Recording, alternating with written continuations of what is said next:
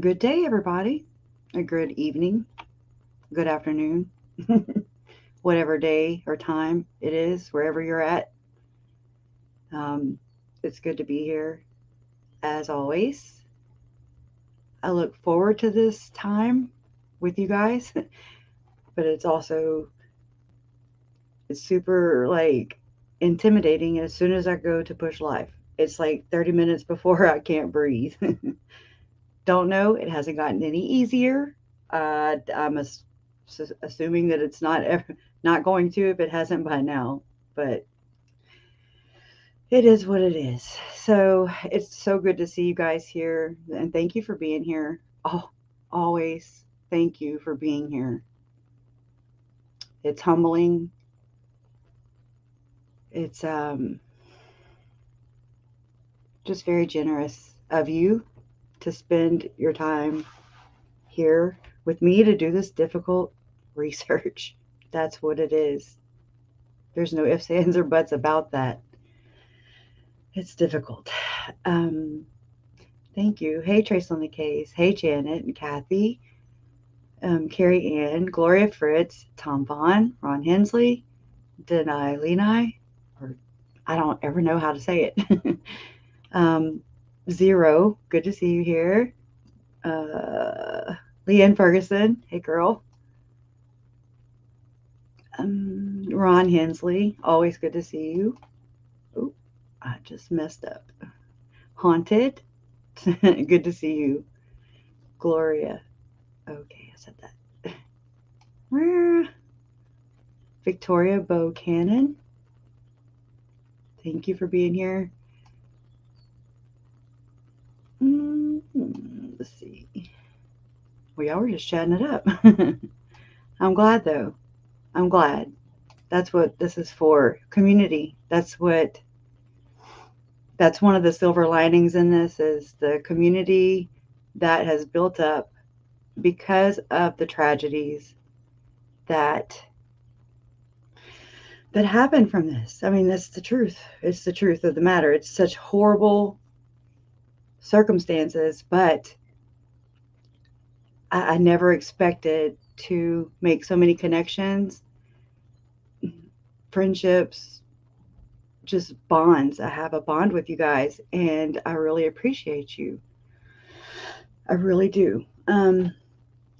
Anyways, uh, so I can't. I don't know what's been going. I actually, to be honest with you, I know exactly what's going on with me, but it's the obvious, which is trial. Part of me is like, let's go. It's go time. Let's go. Let's do this. And the other part of me is screaming. It's putting on the brakes.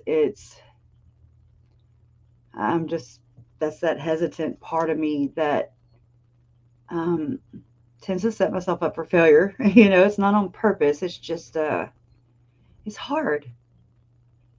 It's like, okay, you have to leave the comfort of your home. This is my sanctuary.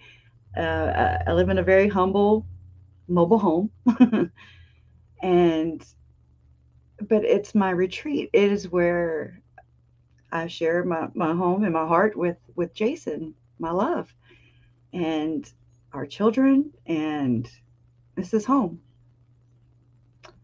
And that's unnerving for me, somebody like me, because I'm a homebody. um, I hate to say this, but it's the truth, and y'all know I tell you exactly as awkward as inappropriate as it is, and maybe that comes out of my mouth. It's the truth, though. The when the virus happened, and everybody was told to social distance, I was inside like, yay, yay, okay, good, finally, you know. It was no problem for me to distance myself socially, but I really depended on social media to connect with this case, to stay on par, to know whatever I did or did not want to know. it was up to me to click, click in or click out. Free agency. Introverts unite, right, Janet? Hey, K-Tech. Good to see you. Allison Humblebee, you too. Tina Reddington. And thank you, Harley62. Janet. Where's my little list? Yeah, I'm old school. I'm paper. I like paper. So, Janet P., thank you for these are donations, and this is of all time. So, and then I forgot to do Venmo, so there you go. This is just PayPal, small things. So thank you, Janet P. Laura, and then Laura N. Bjorn, I think that's how you say it. Rachel, Vanessa, Kimberly, Kim, Laura G, Jamie V, Nan H, Nancy R, okay, Brandy B, Allison, Cynthia, Jennifer H, Christine S, M, Catherine, Kathleen, Tristica, Tiffany, Sarah, and Ross. Thank you. That's my list for right now. I gotta do another one and another one. I'm working on it. But I thank y'all. I try to really express that every time. Sometimes I don't. And so I do apologize for those lulls, It's a lot to remember all at one time. And anyways, hey Donna, good to see you. Hey Lisa Discovers, Hearsay, Deb Davis, Diane McDonald, Dora Pinion, good to see you. Lisa Discovers, Justice Jane. I always liked your name, Justice Jane. Little Brands, hey girl, how you doing? So how are y'all liking the time change? I used to, this is a game that we used to play, me and my mom. Every time the time would change, I would say, so mom would tell me, hey, the time's changing. I mean, I was little, all the way up into my 20s. Just sometimes the common sense evades me, right? And she would say, okay, Crush, the time's changing. Don't forget to set your clock, or whatever. And I would say, so it's really like it's 6:14 Central Time right now here. I'd say, so it's really 7:14. She'd be like, no. And it was just a game we played. So anyways, just sometimes, I have those moments. I also, oh my God, I'm so telling on myself right now, and that's okay. They have frontage roads on the side. I live by near I-10, Interstate I-10, or Interstate 10, sorry. And along the interstate, right, there are these roads that run parallel to it. Anyways, I hate to even say how old I was when I did this, but I like laughing at myself for sure. It's fun. So I was like, how come there's a frontage road in every town we go to or, we come upon? And she was like, what? And so, yeah, they're all called frontage roads here where I live. I don't venture very far out. So that's another thing that's intimidating about going to Idaho for however long. Who knows? I don't think it's going to be 10 weeks, but then again, who knows? This is not anything that you can just concrete your plans in. It's just weird. It's weird. So weird. I did get to go visit yesterday, me and Jason. Mom had invited us a week ahead of time. She asked us to go and visit our extended family, the Hubers. Hi, Hubers, if you're here. It was so awesome being with you guys last night. Thank you. We got to do it again. Um, anyways, and they've been following the case very closely ever since the very beginning. Um, and I mean, it's that we're related. This impacts people from here, even. It's just, it's so big. The hurt it has no boundaries. The pain reaches from here to the North Pole, to the South Pole, and beyond. There's enough pain, but there's also enough joy. There's enough of their lives to celebrate. So that's the beauty in this. That's how love wins, right there. You guys are proof of that. Every time you show up, every time some of us have had to take a break. It's a lot. It's a lot on one person. It's a lot on your mental health, your physical health. I mean, I'm proof of that. And look at Jason.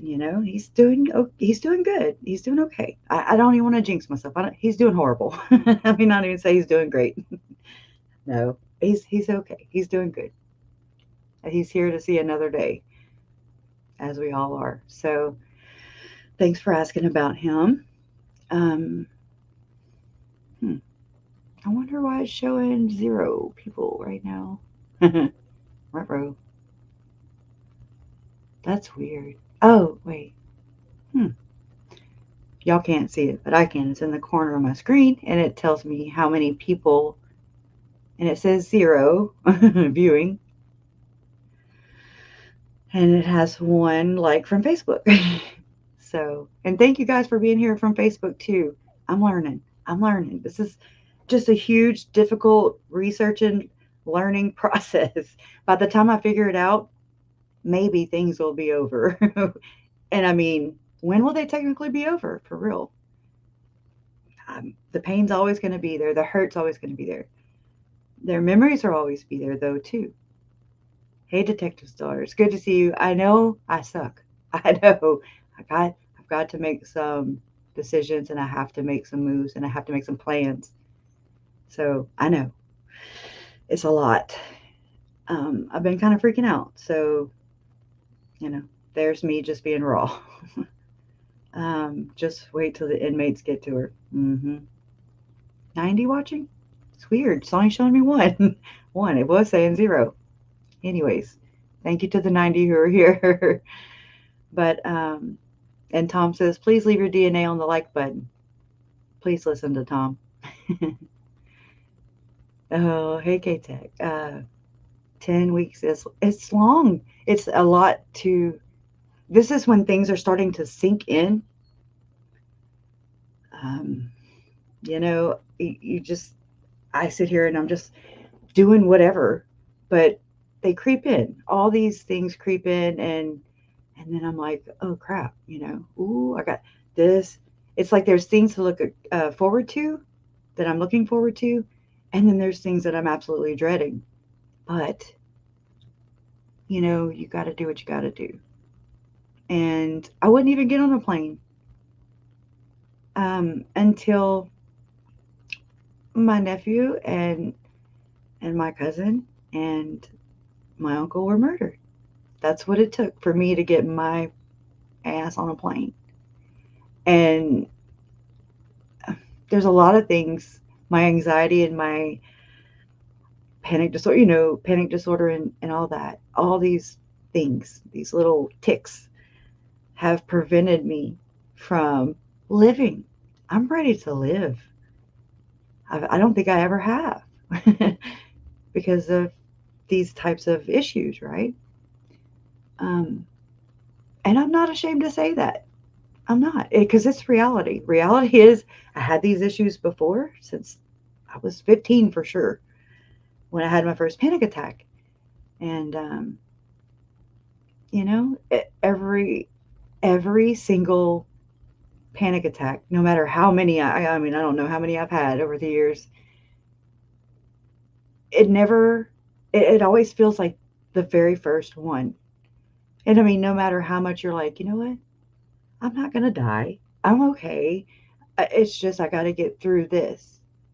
And it's trying to psych yourself out, right? But it doesn't always work that way. Um, that's just being a realist. Uh, but it is what it is. You adapt and overcome. I don't know what it's like to quit. I take breaks, a lot of breaks, but I don't stop. My mom don't stop. Larry doesn't stop. Jason does not stop. He's a freak of nature, by the way, and a blessing. Um, but just being around the Hubers last night, that was just, I talked a lot. I was like, blah, blah, blah, blah, blah. I don't get out much. And yeah, she will never see the sunrise again. Not on the outside, right? Mandy, right. Hey, sugar butt, Rombo. Um, anyways, yeah, so just being with them, I was able to just everybody was just talking and everybody was it was loud. And so, Larry and Chuck were talking right here, and then, there's people everywhere. And mom was right here next to me. And yeah. So everybody was just talking, and you just kind of get in where you fit in, right? I mean, it happens a lot. But I just kind of started belting it out exactly how I see this. And it just comes out. Sometimes it comes out really well. Sometimes I sound like I had a couple strokes right before I push live. I don't know. I do better when I turn my thing off. I actually do better. So, you know, if I don't mind if you don't mind, because I don't, as soon as the camera thing comes on, I'm like, I get all weird. It's silly. Depressed, a boot, what? Oh, Donna. So, let me tell you about the little spills that I had this week. It was pretty much just one big one, but I'm with you, girl. I should have never commented on your Facebook post. I jinxed myself. So, Friday, the boys left to go to their mom's for her week. And I started getting bit by mosquitoes in my bedroom. And I was like, a mosquito's biting me or something. And so I was like, I wonder if the boys left the door open. So I walked to the living room, and it was quiet. The inside door was open. The screen door was shut, but they still get in. Damn mosquitoes, they love me. They love me, by the way. Anyways, and so I shut the door, and then I looked down the hallway, and I saw that they had left their light on in their bedroom, and TV's blaring, PlayStations are roaring. And I was like, oh crap. So I went in there. They have bunk beds, right? So I'm not a little girl anymore. I used to be. I ate my feelings. I eat my feelings now, I guess. And lack of physical activity, which I'm sure that's going to change when I get to Idaho, because it's nothing but go, go, go. I'm down. I need it. And so we have Leland's PlayStation mounted on the corner of his bed. They're wooden, bunk beds, and he's top bunk. And so I had to climb up. I had to climb up the ladder. You can only imagine what happened next, right? Let me tell you. Gravity. Am I right? So the ladder was not latched in properly. Yeah, and I didn't know that till it was too late. And I hung on for dear life, obviously. Uh, I hit the back of my head. It really hurt my feelings more than anything, I think. It shocked me back into, it humbled me. I saw Jesus. No, I didn't. But anyways, I hit the back of my head. I sprained my thumb. Okay, so that's one of my texting thumbs. So I'm like this. So have not been very chatty with my thumb. I'm handicapped. And then this. And so, right? That was instantly. And I was just like, I hit my left hip. I had a goose egg on my shin. I'm telling you, it's literally like this far off the damn ground. Okay, I'm just saying. Yes, my veil is torn. Yes, it's ripped, busted wide open. Um, I don't know. What are you talking about? When will it start? When will this start? But anyways, so yeah, I took a bad tumble. It hurt. It hurt my feelings. Um, just and I jammed three of my baby toes on my right foot. Right, literally this far off the ground. So, anyways, I was knocked back down to earth in reality, and so yeah, it's been quite the week, right? But the middle finger could be very important coming up, right? I've got to. There's some things I still can't exercise though. I've got it. So just talking with them last night. Um, I don't know if there were some aha moments. I needed to get their attention because I don't think anybody around me truly understands the gravity, the magnitude. I understand gravity, yo. Wrong choice of word. The magnitude of the situation. And I want to say it without having to censor myself, without having to worry about getting retaliated against, without worrying about being sued and or red rummed. I don't want to be harmed. I don't want my family to be harmed. I want to be able to say exactly what I see this as. I don't have it put into a pretty little box to present to you. That's always what I wanted to do. That was my goal because it's like all up right here, and I want to contain it. I want to contain it, and I want to give that to you, but it's not. Murder's not pretty. It's just not, and you can't make it pretty. I say murder because that word means more to me than homicide, killings, deaths, or passed away. That one. I'm just like, what? They didn't pass away. Hey, Rowan. Yeah. Or some days we're forced to stay in the recliner, you know? Oh, man. Hurt my feelings. So, whew, gravity. But, anyways, there's just no way to really make this pretty. So, I'm going to do the best I can. I think every week that I'm trying to do the best I can. And I mean, I really am. I'm truly trying. But it is getting down to it's the final countdown. Right? You said it too. um, it is. And at one point, it even felt like pressure on me. It was me pressuring myself.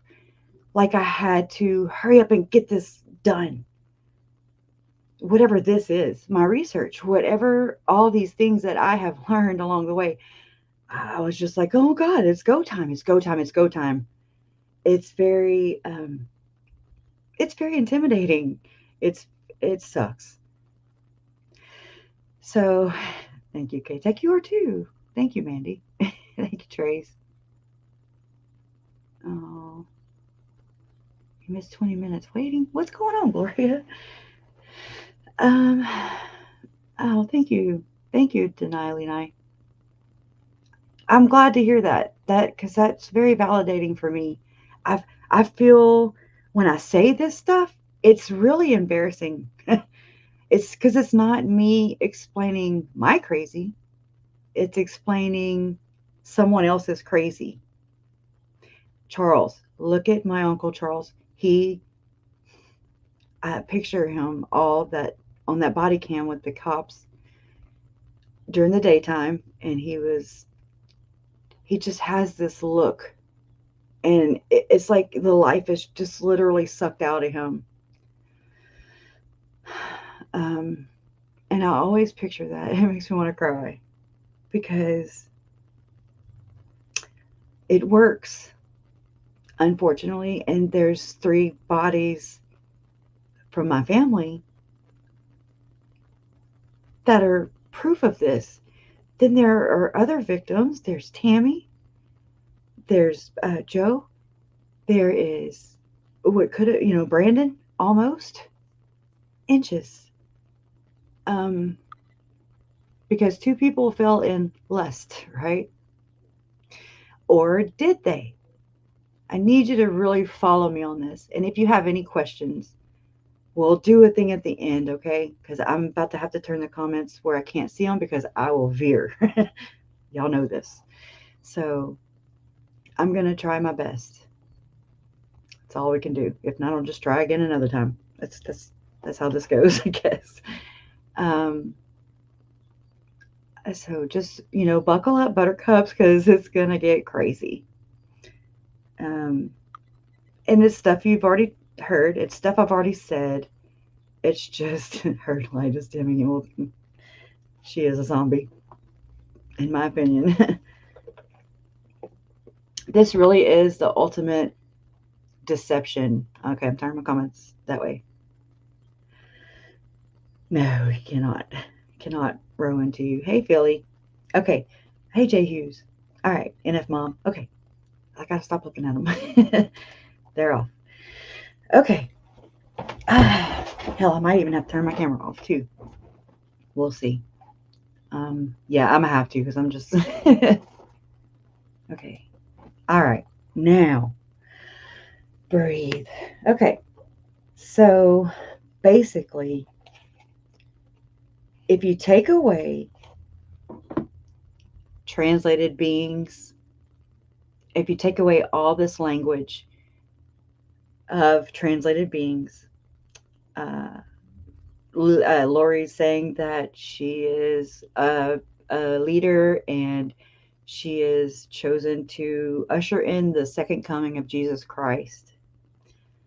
You take away that she's did I already say translated being? See, here I go. You take away that she doesn't have to eat, she doesn't have to sleep. You take away all these things that she saw Jesus Christ in the flesh. If you take all of these crazy things, what do you see Lori as? Is she still crazy to you? And I mean, in the sense of having to go into a psych ward versus Chad. Just, you're really just going to have to follow me on this, okay? In order to see. It makes the most logical sense to me, and I hope it will for you too. So if you take away all these outlandish, bizarre things, you don't have the titles, cult mom, the doomsday prophet, you don't have all these whacked out things. You don't. They're gone. Take them out the equation. What do you have? Is she still mentally we know that to murder it takes a sick person or sick people in this instance. But is she that kind of crazy? Me, my mom, my dad, many of us have said that, like, Lori's crazy, but she's not that kind of crazy. This answers so many things for me, and it will for you as well. Where this goes, I don't know. So, all right, I got to stop stutter stepping. So, okay. Y'all have heard me talk about the blah, blah. Let me go grab it real quick so I can read my notes. I think I already had them up. Let's see. Okay.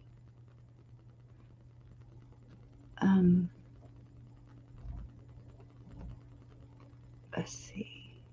So y'all know that my introduction, to the Book of Mormon was via murder. But I didn't know that at the time. I didn't know what anything was. I didn't know about Mormonism. I had only remembered these commercials that I used to see, um, that they would say compassion, pass it along, and I thought they were really nice. They were sweet. I'm an empath, you know. I'm compassionate, and I get that. I relate to that, and so that's it. That's all I knew. They're not in my town. We do, I'm sure. I mean, it would be ignorant to say that we have no Mormons here. I mean, because that's just unreal, unlikely, ignorant. So I just have never been, I've never had it cross my path. I've never had to learn about it. It wasn't a big thing, but my uncle, I didn't even know he was Mormon. I mean, that's how much I don't meddle. I do like to research. I am curious. Um, I I've always thought I was nosy, right? But I'm not. I'm just a natural born researcher. I didn't know this until this happened. And I don't know if it's that, or if it's, from the murders, or if it's just something I've always been. I think it is something I've always been. I just never had something that would shake me to my core. It shook me so hard just with my uncle's murder. This is just I'm reflecting back right now to whenever I saw my mom and my daughter fly into the parking lot of my mom and Larry's office, and their door swung open. Sorry, their God dang it. And the car doors swung open, both same time, and I froze because that's what I do, and I knew it was bad. I just didn't know. I didn't know what they were.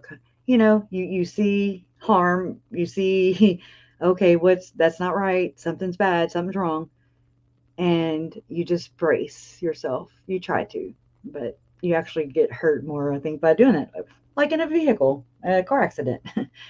So my daughter runs up to me. My mom's on the phone with Cole, my cousin, Charles's son, and it's just chaos. And my daughter, like, we hugged each other, we embraced each other, and then we're just like, what? It's just crazy. And my daughter said, Uncle Charles is dead. And I was like, what? And she's like, yeah. And she said they killed him. And I was like, oh my God. And I flew into this rage I'll never forget, because that's not me. I mean, I've been mad before. I've been pissed off. I've been divorced twice. Hell. Um, but it's just not really my nature, I'm pretty patient. I can bide my time. And, you know, I've always had that kind of attitude where you just turn the other cheek. You take the high road because it's best. It's best that way. It's better that way. You don't entertain chaos. When you entertain it, you're inviting it in. You're feeding the fire. You are their fuel. Anyways, so I flew into a rage. I knew instantly. I was like, they effing murdered him, And I mean, I don't even know. I don't remember how I tied that together. I'm sure I knew more. I don't remember that right this second. It's weird how the brain works and the memory, it fades, especially with all the new crap you're having to consume and absorb. That's a whole nother story. Consuming and absorbing the information and then filing it away. And then there's this whole nother wave coming soon. So, anyways, that happened. My introduction to the Book of Mormon was via murder. I didn't know that Charles and Lori were Mormon. it didn't matter. It just wasn't relevant. It, you know, um, I loved them. I loved them for who they were. They were my aunt and my uncle. There's a lot of things that I missed out on because I would not get on a plane. And then when they lived in Hawaii, I was like, hell no, I'm not flying 10 hours over an ocean. No, not no, but hell no. Bye. See y'all. Send me a postcard, whatever, it just wasn't my thing. I was living my own life, all self-absorbed and all that good stuff. Um, anyways, and then, JJ came along. And now back in 2006 when Charles and Lori got married, they got married and then they invited us to drive up to Austin, Texas, where we stayed in a ranch house. That's what they called it. It was one of their friends who I want to say had went through a divorce with somebody who worked at Microsoft or something. I don't know. It was ridiculous. It was it was just so beautiful. I mean, it was lavish. It was just very, very expensive, and we stayed in the guest house, And so yes, we stayed there. We met Janice and Barry. My daughter was 3 months old at the time. Tylee was 3 years old. I remember her. I remember Colby.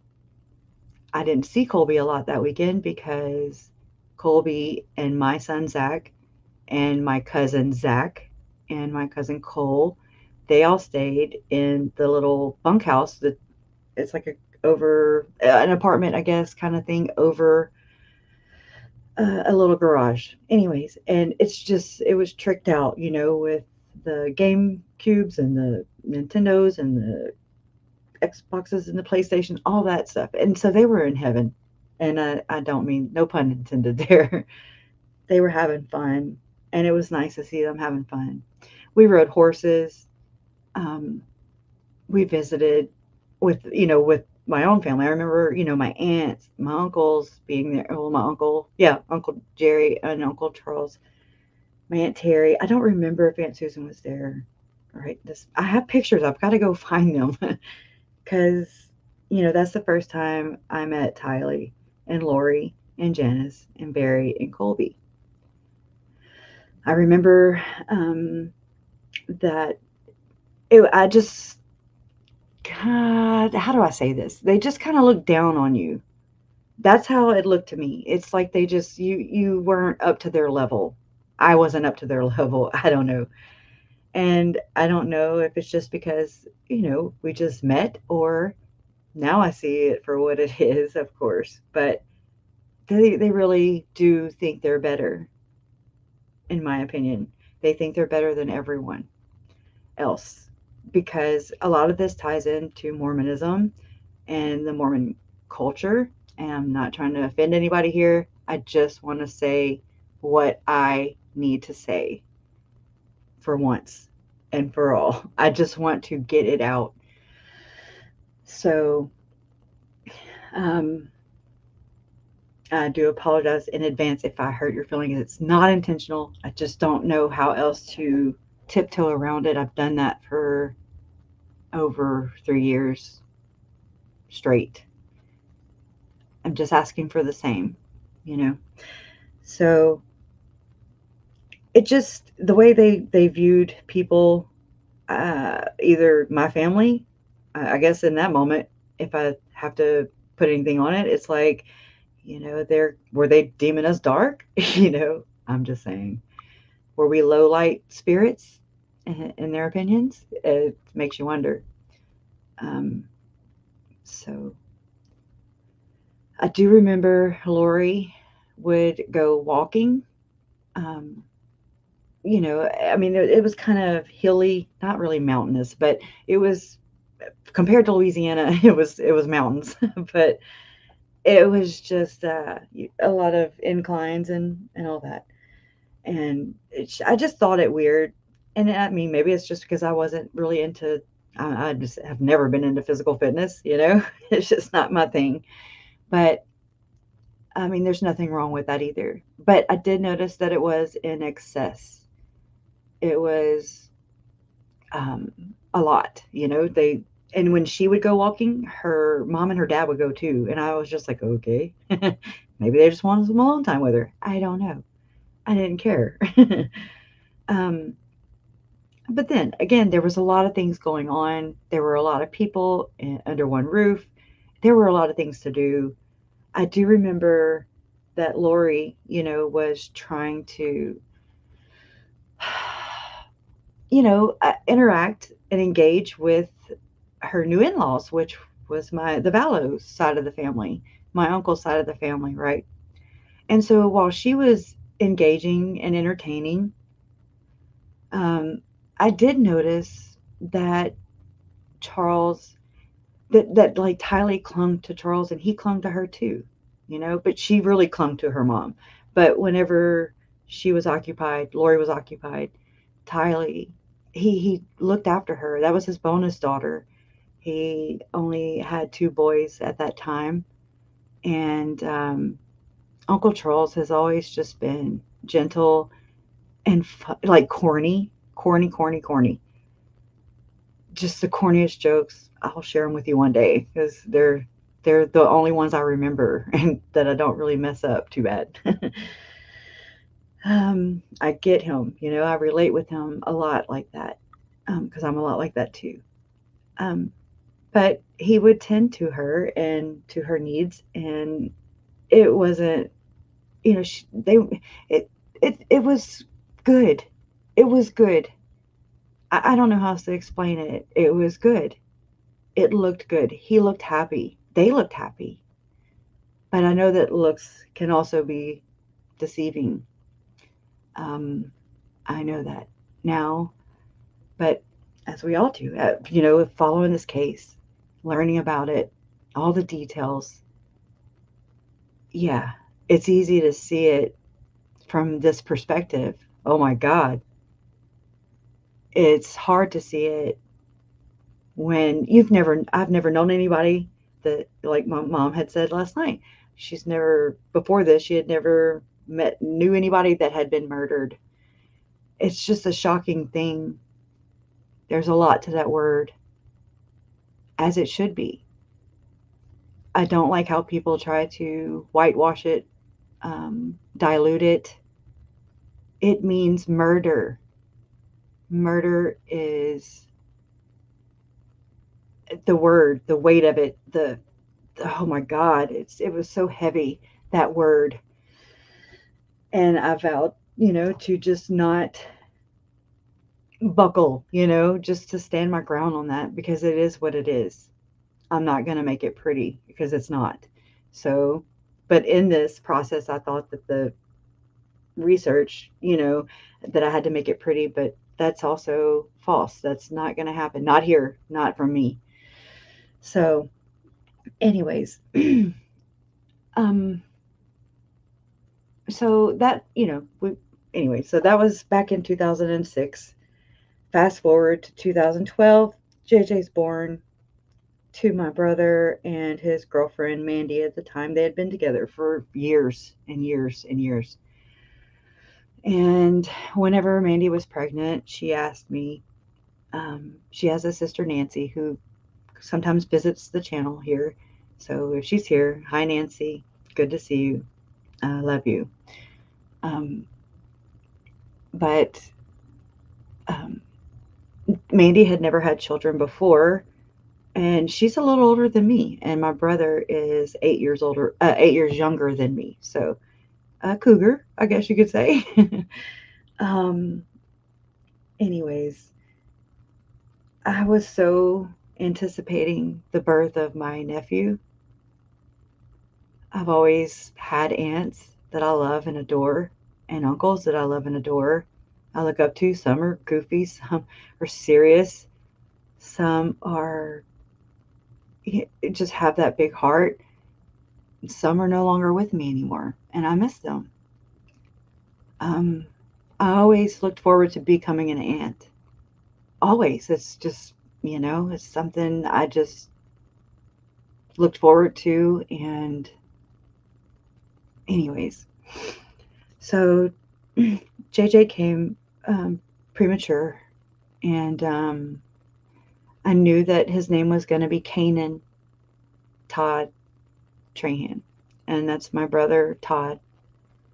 He was named after his dad, his real biological dad. I don't mean to confuse anybody. And I have posts and stuff, and I remember it like it was yesterday. I was at the hospital, and they had to put Mandy into intensive care just to bring the baby into the world, right? And I was so nervous that day. My mom was nervous. We were up there waiting for him to enter into the world. Um, and he did. And he was fighting for his little life then. And uh, I know that's how he went out too. I know that. I don't know because I wasn't there, but I just know it. I feel it. I always have. If he's anything like his biological dad, like his Mama Kay, like his Papa Larry, like his Aunt Crescia, like his dad Charles, like his sister Tylee, he was a fighter. That's for sure. Um, I always felt like I don't know what it was. I just always knew that, and I don't know this for sure, but I look forward to knowing this part under his fingernail on his right hand. I just can't help but think that he scratched and clawed like anybody would when your mother and weird people that you don't know are snuffing you out. Um, he was a bigger kid. He wasn't tiny by any means. He was as subtle as an elephant, just like his Aunt Crescia. um, I know that they tell stories from well, usually from their graves. Maybe one day we'll be able to put them there and give them proper burials, but that's besides the point. Um, so I always hope and pray that there's no way they can wiggle out of this. That's my gut feeling. I don't know where this goes. The rest is up to the prosecution to present good evidence and have a fair freaking trial, so that these people don't walk. We don't need any more Casey Anthony's, okay? And she's still alive. I mean, we've all said it. I'm not even going to go there, but you know what I mean. If they let them walk out, really, well, Casey Anthony is proof that that doesn't happen, you know. Um, Anyways, that's just not in my hands. Mine is to just my role in this. It's a vow I made to my Uncle Charles, Tylee, and JJ that I would make sure that anyone with blood on their hands would be held accountable, either directly or indirectly. And I mean it. And I have to remind myself of that. And I'm like, well, you kind of signed up for this. Nobody asked you to, but you did. You made this vow to them. You made a promise. And that I try to be a woman of my word. And they are a constant, steady reminder to me of what I am doing. When I want to throw my hands up in the air, I don't wave them around like I just don't care. Sorry, I had to do that to get out of the tough stuff. But I am reminded of them. I see their faces. I hear their laughter. I'm reminded of the promise that I made, and I'm going to be a woman of my word. And so that's whenever I saw Lori walk into the courtroom on March 5th, 2020, with her Kool-Aid makeup on, and she had a bounce in her step, and she walked in there with her shoulders back, her head was up, her nose was up, and I mean she had a little pep in her step even, you know? I was like, what the hell? Who is that? For real. Like this was an internal dialogue I was having with myself. Who the hell is that?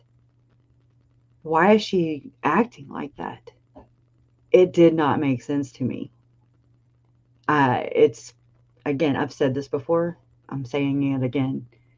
The way she was acting did not match the severity of the situation. It didn't match the severity of the charges she was being accused of. It did not add up. I was like, what the hell? And that day is the day that Lori died in my from my perspective, in my world.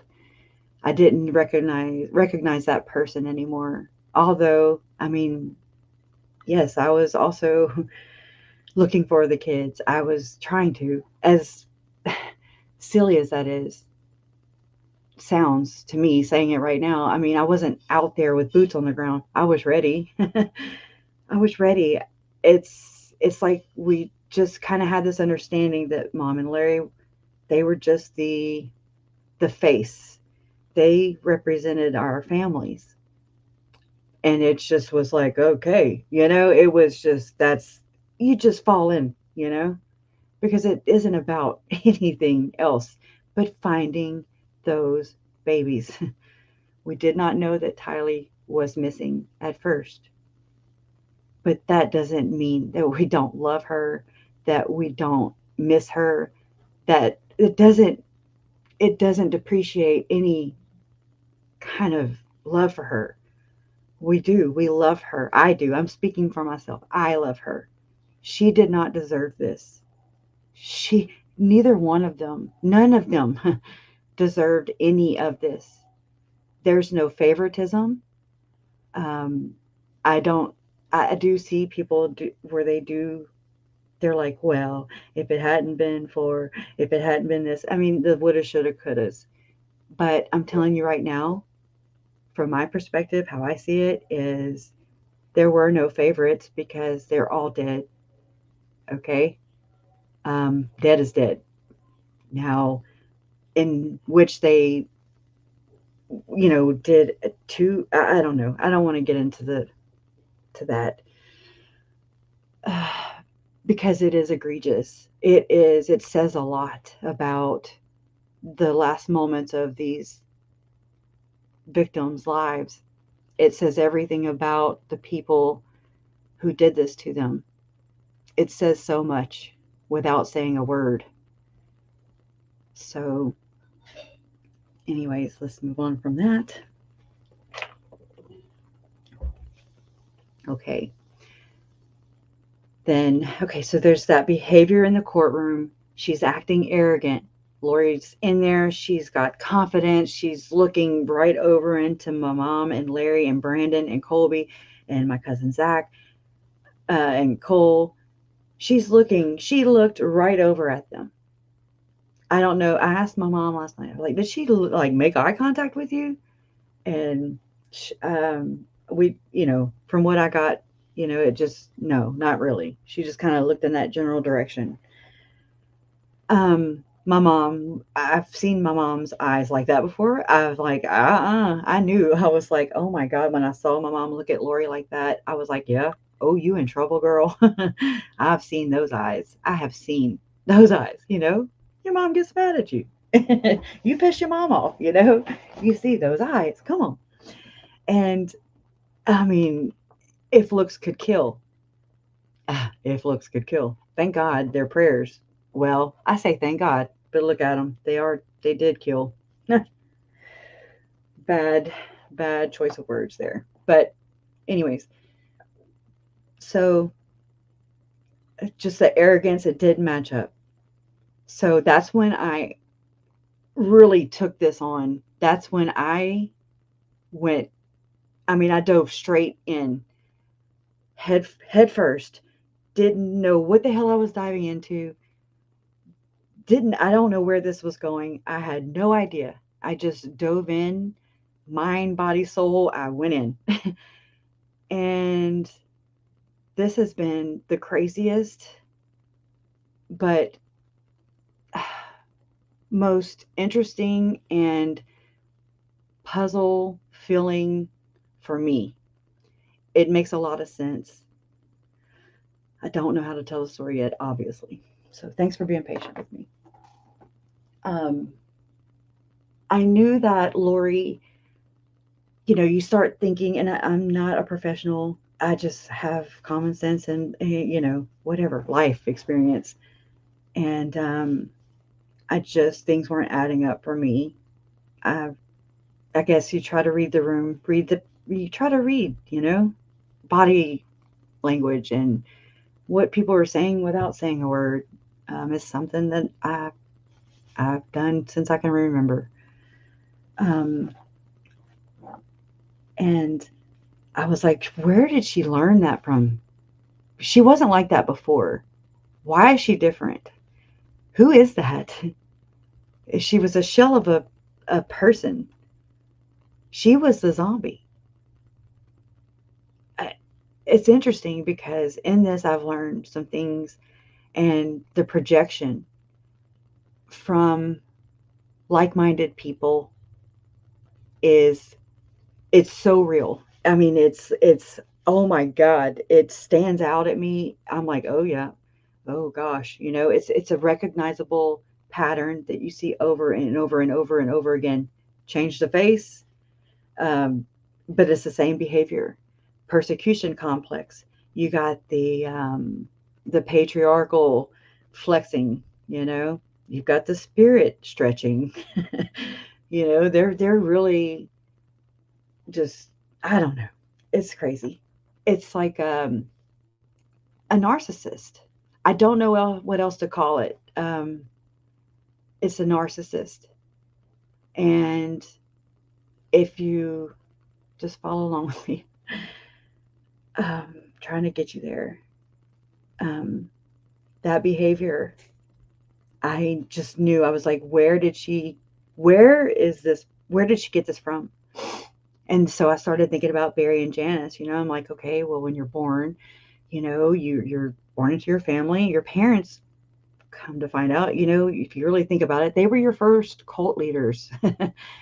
What they said went. That was word. There was no ifs, ands, or buts.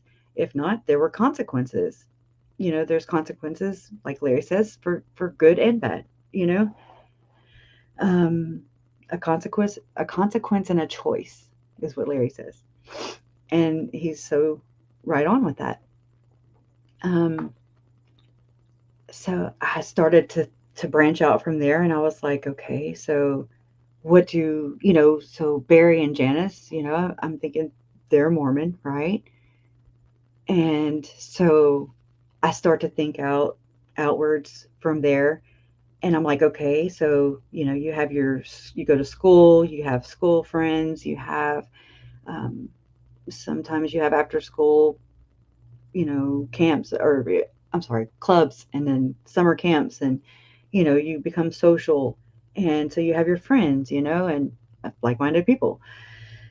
And then I started to think about Chad and how he was born, and his parents and his background and upbringing, and the common denominator in this entire thing is the church. It is Mormonism. Um, you cannot talk about you in my opinion, this is my take. You can't understand the beliefs of Chad and Lori Daybell without understanding the beliefs of the Mormon church. I don't know how anybody is. I don't know. I don't know how you separate the two. You can't. Not from my perspective. Um, and it's nuts because even the most well versed Mormons in this, the ex Mormons, the John Dehlin, I mean, I respect the guy. I respect his work. I respect what he does. Same for Bill Reel and Radio Free Mormon. I really learn a lot from them. They crack me up. Um, I didn't know to what degree people were Mormon and or not Mormon. So that was another learning thing that I just kind of had to weed that out as I went, right? So um,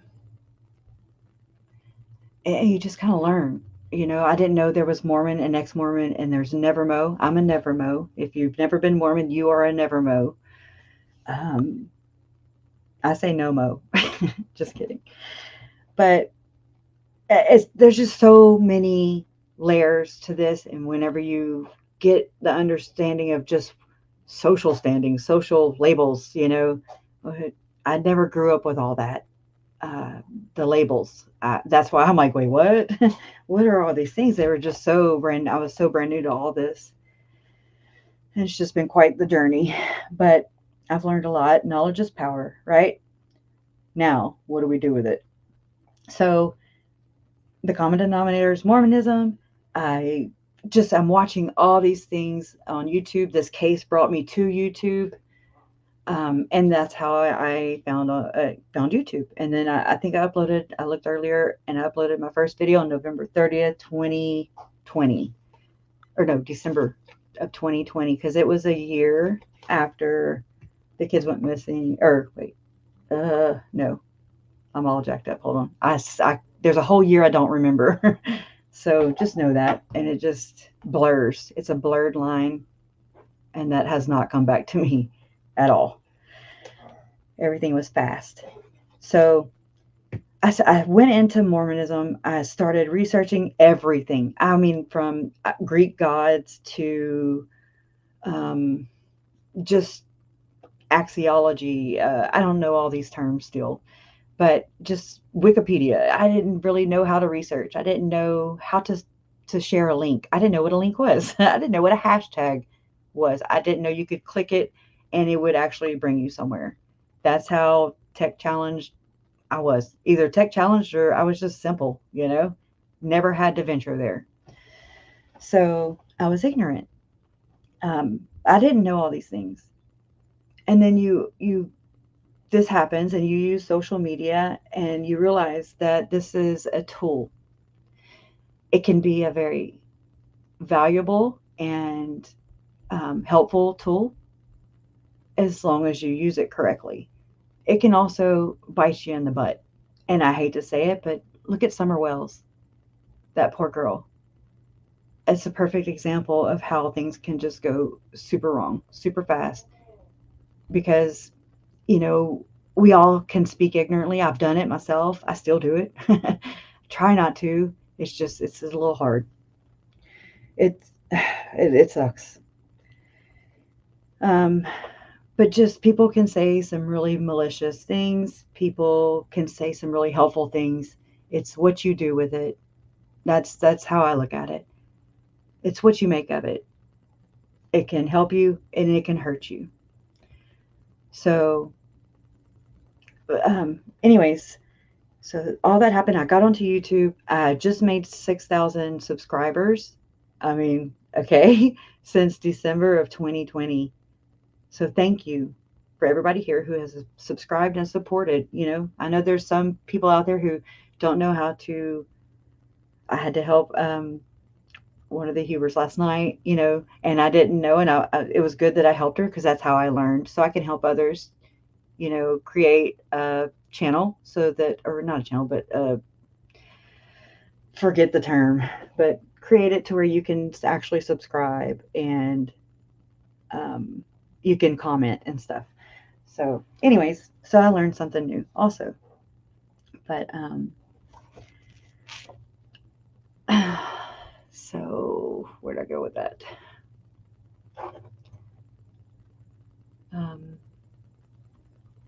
Let's see. In this situation or whatever you want to call it, it's very tricky. It's a very tricky situation and position to be put into. I feel like I've had to bide my time. I've had to be careful because and also this, I wonder if people think that if I'm being dramatic, or if they just don't realize the reality that this is and this has been. In reality, I have Tylee, Charles, and JJ that are murdered. My mom was on their list. Alex died. I asked mom and them if, are they beefing up their security? And she's like, we're okay. Alec, their hitman is dead. And I'm like, what about the rest of them? I didn't know what the cult consisted of. It's like comparable to Jen being cyber stalked and terrorized. You don't know who is out there that has nefarious intentions for you and your family. You don't know if you have a target on you or your family members. You already know there's a track record. There's 3 that are dead and are missing and then dead. Then there's another victim that pops up. There's Tammy. Brandon gets shot at. She got shot at. There's all these things. Everything is just crazy. Um. Anyways, uh, it's I'm still there sometimes, because I still, as I've done this research, as I've found out that this is no, Chad and Lori are not their own cult. I'm not sorry. I'm saying it as it is. You cannot call him Doomsday Prophet. You cannot call her Cult Mom. No more. I'm just saying that's what I was told in the beginning. I went with it. I didn't know what it was, and still, it was very confusing in this process because so many people in these chat rooms and chat group, Facebook groups and all these things that formed up around the disappearance of Tylee and JJ when their stories went public on December of 2019. The shit literally hit the fan. And chaos. And I mean, it was already crazy before that because I knew, and we knew that it was not in self-defense. There's no way. That just was not in Uncle Charles's character. Even if he would have nutted up, it doesn't warrant somebody to bring a gun to a fist fight. It's unfair. That's another pattern in all this. You'll see if you don't already. There is a lot of deception in this. A lot. The crazy part is that Chad and Lori not being their own cult, they are and were active members at the time of these murders. Uh, they were worthy temple recommend holders. They were in good standings. Chad held a calling. Lori, had been, I forget all the dang names, something presidency, women, I don't know. It'll come to me later. But she, served 2 in Hawaii.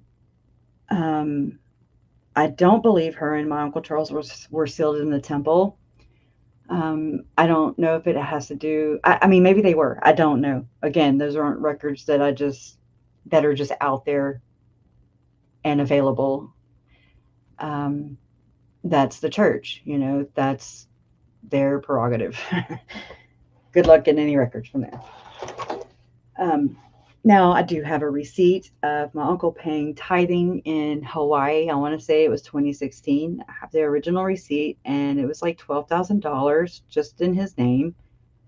And that's the 10% that I'm assuming that he paid to the Church of Jesus Christ of Latter-day Saints. He paid money that went into, the church's pockets. And that's his tithing, the law of tithing, you know. A lot of members are okay with it. A lot of members are disgruntled by it. I'm I'm bothered by it because here, you know, here's Charles, here's Tylee, here's JJ. I, you know, that's my family members. Charles is murdered, allegedly. Tylee and JJ go missing. I looked on the church YouTube channel last Sunday, I think, and they had 2.2 million followers. They've had a couple general conferences, you know, while those kids were missing, and not one time did I ever hear them even try to help or use their platform to just help. But I mean, I get it. I mean, you know, I see these things. It's easy to do the armchair thing with hindsight. That's a luxury, you know. That's you don't have that in the moment. Um, it's everything about the situation strikes me as odd. You know, I know that Mom and Larry had constructed a few letters towards Chad that they posted on social media, and they just tried to reason with him and relate to him as grandparents, as parents, as Christians. Well, turns out that, in my opinion, there are good people, but I'm talking about these people. Please know that. And there was not a lick of Christianity or Christian like or even morally sound uh, behavior. Not at all. It's like it just totally missed these people. They don't have it. They never have had it, and they never will have it because they don't even know what it is. Um, um, anyways, and I mean, they went and those letters or whatever that they sent out towards Chad, you know, they went unanswered, of course, as did everything else. Every person in this case, around this case, they have all acted the very same. Nobody came forward. Nobody, nobody. They all CYA, covered your ass. That's what they did. And they didn't care who they stepped on, who it hurt. And I mean, I feel like while they're watching you, you know, they're popping popcorn and they're watching you scramble and live in turmoil because I mean, just your world's turned upside down. You can't find these babies. And it's like they get a kick out of this. That's the fuel to their fire, right? Narcissist, right? And anyways, so I think November of 2018, it would have had to have been November 18th, 2018. That's my date. That's the date that I suspect that Chad and Lori took part in the Church of Jesus Christ of Latter-day Saints. Well, I can't say it's theirs because it's technically not. You have to be technical with these things. So frustrating. Sovereign citizens. That's all I'm gonna say. Um, just look at Rob Wood and things. Just look at the same type of thinking. Garrett Smith, these kinds of people. Melanie Gibb. It's like they skirt the line. They just write it. They say these things, and it's like they're wordsmiths. I don't know how they do it. I'm just like, oh God, they almost said the wrong thing right there, or just something that would have really implicated them, or you know. But it's just that's one little word. And I'm like, oh my God, you know. And the lies they add up. You know, when there's one lie, there's nothing can build from it. Nothing but more lies, right? That's what this does. That's what this is. So it would have, from my research, from what I've studied, from what I have learned, from the accounts I have listened to of Hans Matzen and Brigitte Matzen, I have looked other places too. I've actually gone to the to see the actual, oh, what's it called? Not dialogue, but of the second anointing ordinance. You know, what you say, what he says, what they say, da da da. I guess I'm gonna call it a dialogue. But um, anyways, it's like I didn't know these things before. As I've researched, I learn more. Then I go back, or something catches me that I've seen a long time ago that comes back around. It comes back into my orbit, and then I would just take off again. And I mean, just endless, endless, endless rabbit holes. It's rabbit holes infinity, okay, and beyond. And um, as you're going through this, you know, you're getting pushback from members who either don't know about these things. The first thing that was denied and is still denied is that we don't teach the 144,000.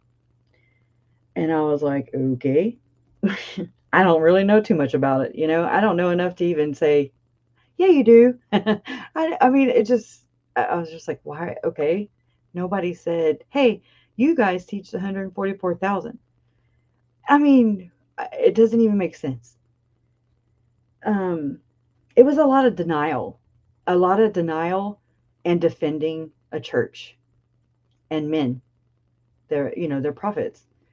And I say that whenever people come in to the comments and they go to defend the church nowadays, when they go and defend a church and they put the value of that church above the value of the victims, I'm done.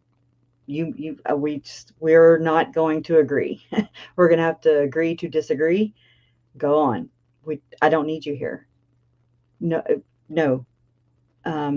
You're welcome, but you're just going to have to hear it like this, because I've got to say it this way. I'm not being ugly. I'm not being mean. I'm not being disrespectful. It's for the victims. Their stories have to come out. They deserve to come out, don't you think? They get so washed away in this. It's so disturbing.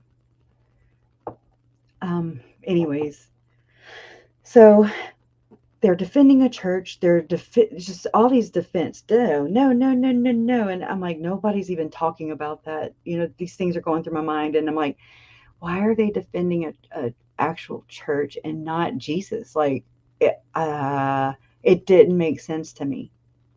I mean, I don't care. Be atheist. I don't care. Agnostic, Catholic, Baptist. Be you. Just be your best you. I don't subscribe to any religion, and that's fine. I'm not saying my way's better or right or wrong. That's not my thing in this. My thing in this is to do this as compassionate as I can, as empathetic as I can, but I also have to say some difficult things. I have to say things that are going to make you uncomfortable, but we have to talk about these uncomfortable things if if we ever want to get and move forward and make change. You cannot just keep polarizing on everything. We have got to just say, okay, I don't really like what you're saying right now, but you know, it's a possibility. These things were a rude awakening for me. Also, I understand your uncomfortableness. This position right now is uncomfortable as hell. To know that, like, for me, to be so reserved, so measured, so careful. I study. It's like I observe everything at the same time. It's a hyper vigilance thing, hyper aware. I see conversations going on in the periphery, you know, and I just kind of, I don't know. It's weird. But, you know, people are just going to be people. We complicate things. The world's not complicated, but we complicate things, and they don't have to be this way. Um, so I'm just saying, if you're going to be here and you say you support and you're advocating for the victims, then do that. Show me. Show everybody. That's how you do this. It's not by saying it, it's by doing it. Well, there's not a lot of this that I've found in this group, and all the way up, if I'm being honest, all the way up. I see, I knew from the beginning, how do I say this? I knew from the very beginning, everything's just crazy, trauma, everything is just flooding, okay? And you don't even know how to make sense of it. You're trying. And I knew that this went all the way to the top. And I remember saying to myself, like, no way, no, no way. It made sense to me then as far as where it went. I just didn't know how. Now I do. And it does. It goes all the way to the damn top. I got to a point where it was probably, it was 2021, around like July, August. It was before I met Jen.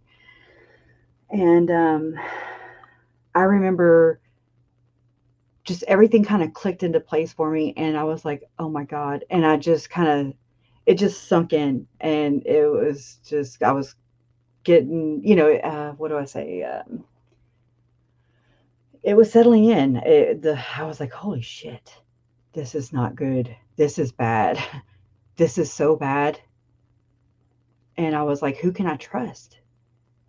And I was like, nobody. But I started thinking, the police, and I was like, no. Okay, next. Politicians. And I was like, no. And then FBI, no, not them. And you kind of go up this chain of command, right? And Trump was president at the time.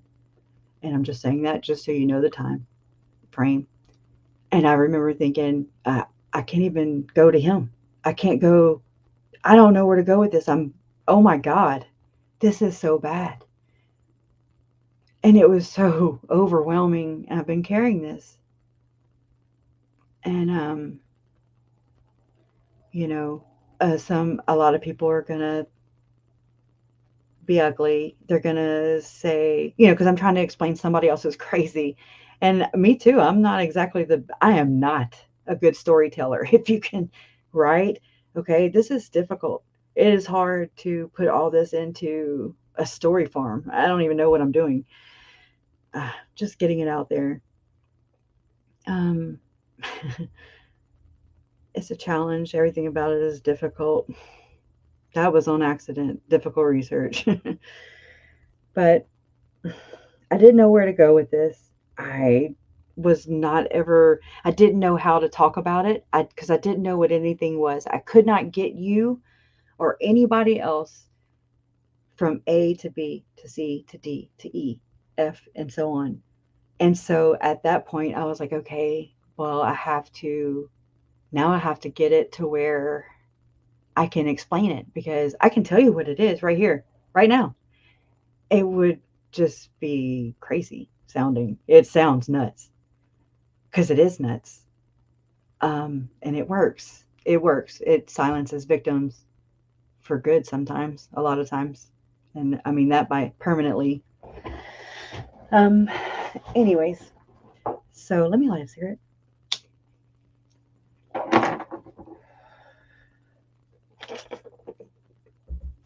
So I knew this went all the way up. I realized that I could not just go anywhere with whatever I had at that time. It was like I was a 2-year-old or, an infant or whatever, a toddler, where you just point at things, they point at things and they're like, that's what I felt like. I felt just like that. I felt like I could point at it and I could probably draw it for you, but I don't know what to label the things. I don't know how to get you there. And it's a very helpless, frustrating feeling. And then all in the meantime, all these other channels and mainstream media, Datelines, 2020s, 48 Hours, the Doomsday documentary, Sins of Our Mother, all the Lifetime movie. Okay, ugh, all these things are going on. And at first, I remember being so aggravated that people were not saying it was a cult. Because I was just like, it's a damn cult. Whatever. I don't give a shit. It's a damn cult. And it's like I just never could get validation, you know? And then again, whenever I realized what the terms were, I realized now a little bit. Not, that's a whole nother story. But anyways, so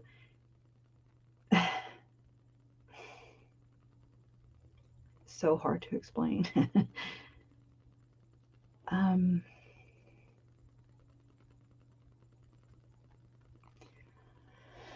so it's like, what good is it? What good does it do me or do anybody to know that this is evil, right? I can point at it, I can go, but nobody is understanding what the hell I'm saying. And that's where Jen came along. That's when Jen came along, and I felt so relieved at that time. I don't know what it is, divine intervention, whatever you want to call it. Uh, I don't know. It's my saving grace in this story. She shared with me, that nobody gets to tell you how to grieve was the most empowering thing anybody has ever told me. And maybe it was just that time I just had never heard something I needed to hear. And because I used to feel guilty or not relevant enough. Um, I'm not a parent. I'm not a grandparent. I'm not their brother or their sister or their children. I'm JJ's aunt biologically. My mom is Kay Woodcock. My dad is Larry Woodcock. My brother was JJ's biological father. My brother does not have any more children. I got robbed in this sense. I don't know how else to say it without sounding, it sounds a little selfish. I'm not trying for it to sound that way, but it is the truth. When Lori and Charles adopted JJ, my role as an aunt went out the door, and I didn't want to. Uh, I mean, it wasn't in the agreement. You know what I mean? Like it wasn't for me to maintain a role, and we just never had that conversation. I thought about him all the time. I would console my brother because he was hurt. At the same time, I was alienated from my son for 6 years. It's hard. That's the most horrifying, numbing, paralyzing time of my life. I would not let myself cry for 6 years. It's you grieve somebody who is still alive, and you fear rejection, and I'm just being real with you. I would have done things so different now. But my mom, I think the fact that that happened with Zach, my son, I think that also kicked her into gear to find JJ and to not let that happen again with another one of her grandchildren. I get it. It's so sad, and I don't know, it's just sad. But anyways, I think that's just, she was like, hell no, this is not happening again. And she's action, she's action. My mom is a go-getter. I've always admired that about her. So back to Mormonism. Um, so basically, what good is it that I can see where this goes? I don't know what it's called. I don't know the research. And I remember saying to myself, oh my God, I'm not learning any damn scriptures. I don't know why I said that, but I thought about it and I was like, I'm not about to battle out in core horror and have scripture battles like Melanie Gibb and Lori Daybell. Not doing it. I don't know Bible scriptures, much less Mormon scriptures. I didn't realize that at that time. I didn't understand. I knew it was different, but I didn't know to what degree. Um, and then again, I respect whomever you believe in. But this was my introduction into the Book of Mormon. This was my introduction. And I still went in just as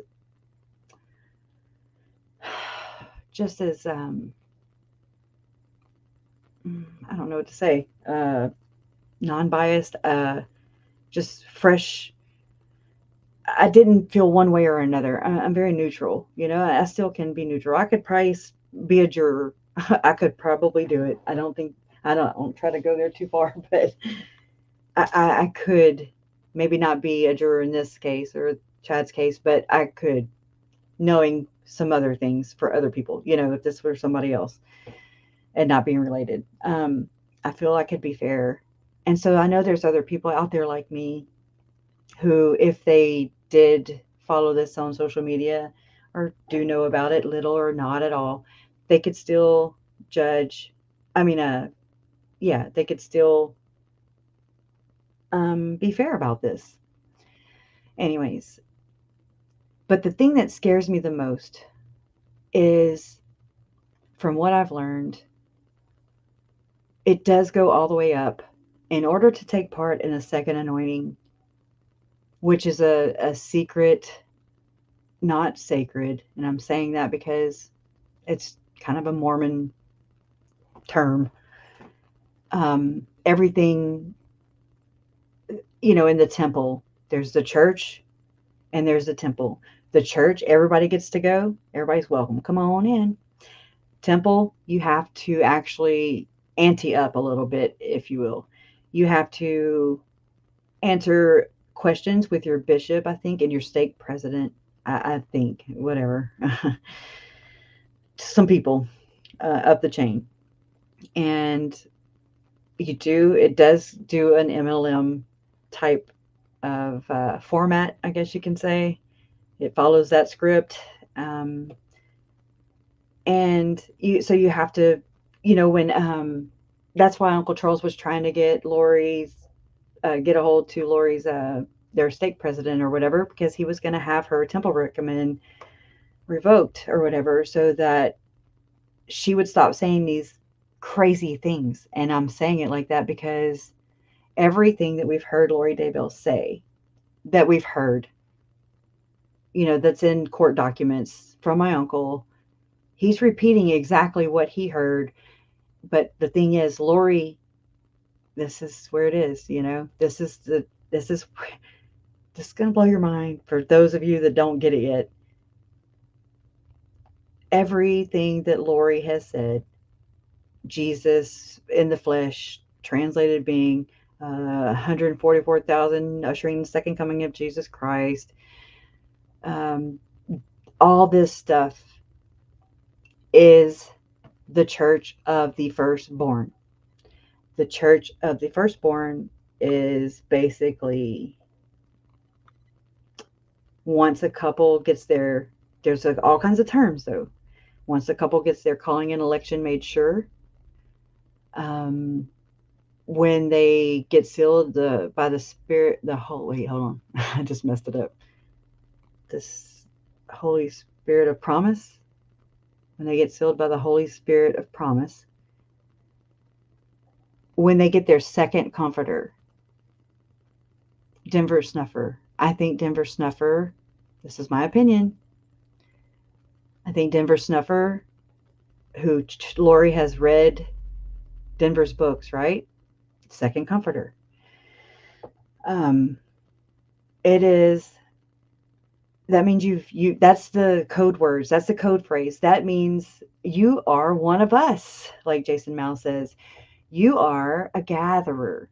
She was told to, this is in their podcast, Lori was told by a certain someone to go to the temple on a certain day, and in walks Jason Mao.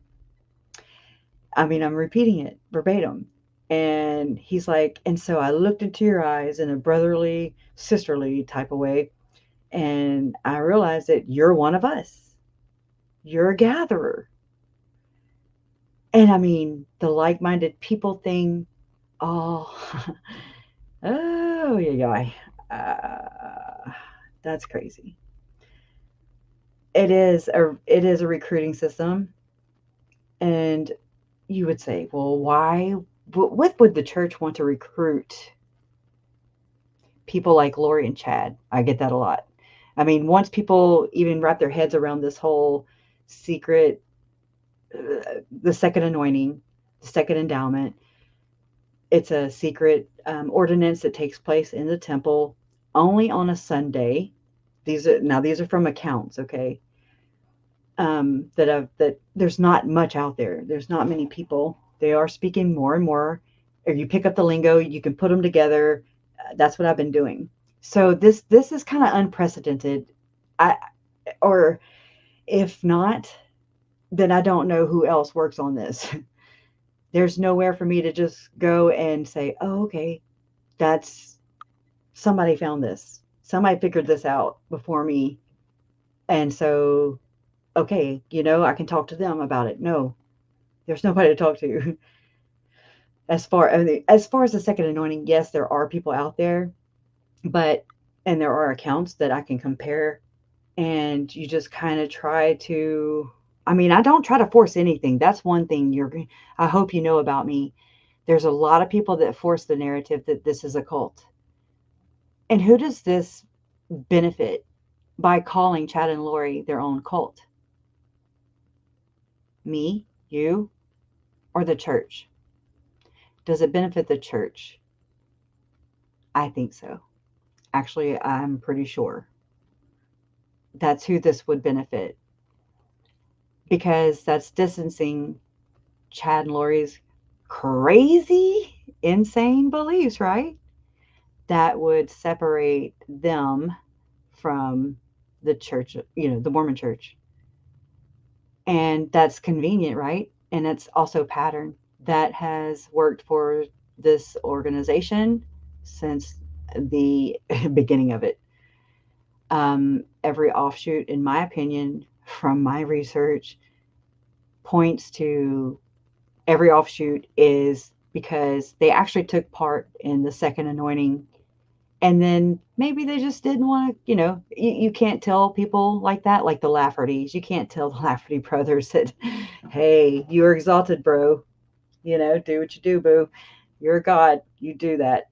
You don't tell people like this, like Lori and Chad, the Lafferty brothers, Ervil LeBaron. You don't tell people like that they're exalted and that they're Church of the Firstborn. They're in it.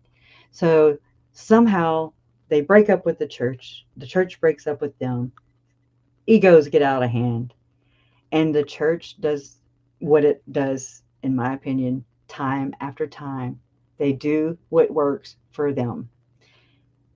And they say they discard you like trash. They sever ties, and then they make things. They either make things up, like Chad's a cult leader, and Lori is a doomsday cult mom.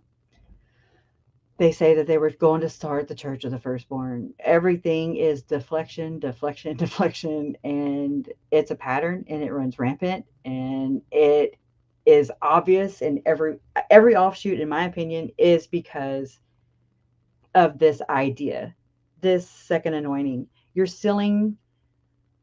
I really feel like they had Chad and Lori meet, actually. Chad and Lori didn't, she probably fangirled Chad, was a fangirl towards Chad, because she was towards Julie too. Melanie Gibbs said that. I don't trust much she says, but definitely they're protecting the church, and they have been since the very get-go. And that's troubling all in itself. It's obstruction of justice. It is lying for the Lord. It's gross. It's gross. It's despicable. And I don't have to sit here and eat their shit anymore. because they've not done any favors, in my opinion. I've worried before, this whole time. I'm like, oh my God, I don't know how to do this. How do you do this? And how do you bring this to light without causing more division? Because people are going to get mad. But I mean, truth hurts. It is what it is. I didn't do it. You didn't do it. But you can either, be help the problem, help me solve the problem, help us solve the problem, or you can be a problem. You're part of the problem. Um, and I just don't have time for that anymore. So here it is, both where, in Maricopa County, that is considered the Mormidor, which is like the Bible Belt, except it's the Mormon corridor, which are the states of basically, well, including Mexico, but Mexico right there, and then Arizona and Utah, Idaho, a little in Colorado, Hawaii, California, that and over there in New England. That's your Mormidor. I mean, there's more, but that's the Mormidor. Okay, so there's Uncle Charles's adjudication process is hanging by a thread over there in Arizona, and it's corrupt over there. Without, I mean, that's not even factoring in the influence of the church. That's just politics over there.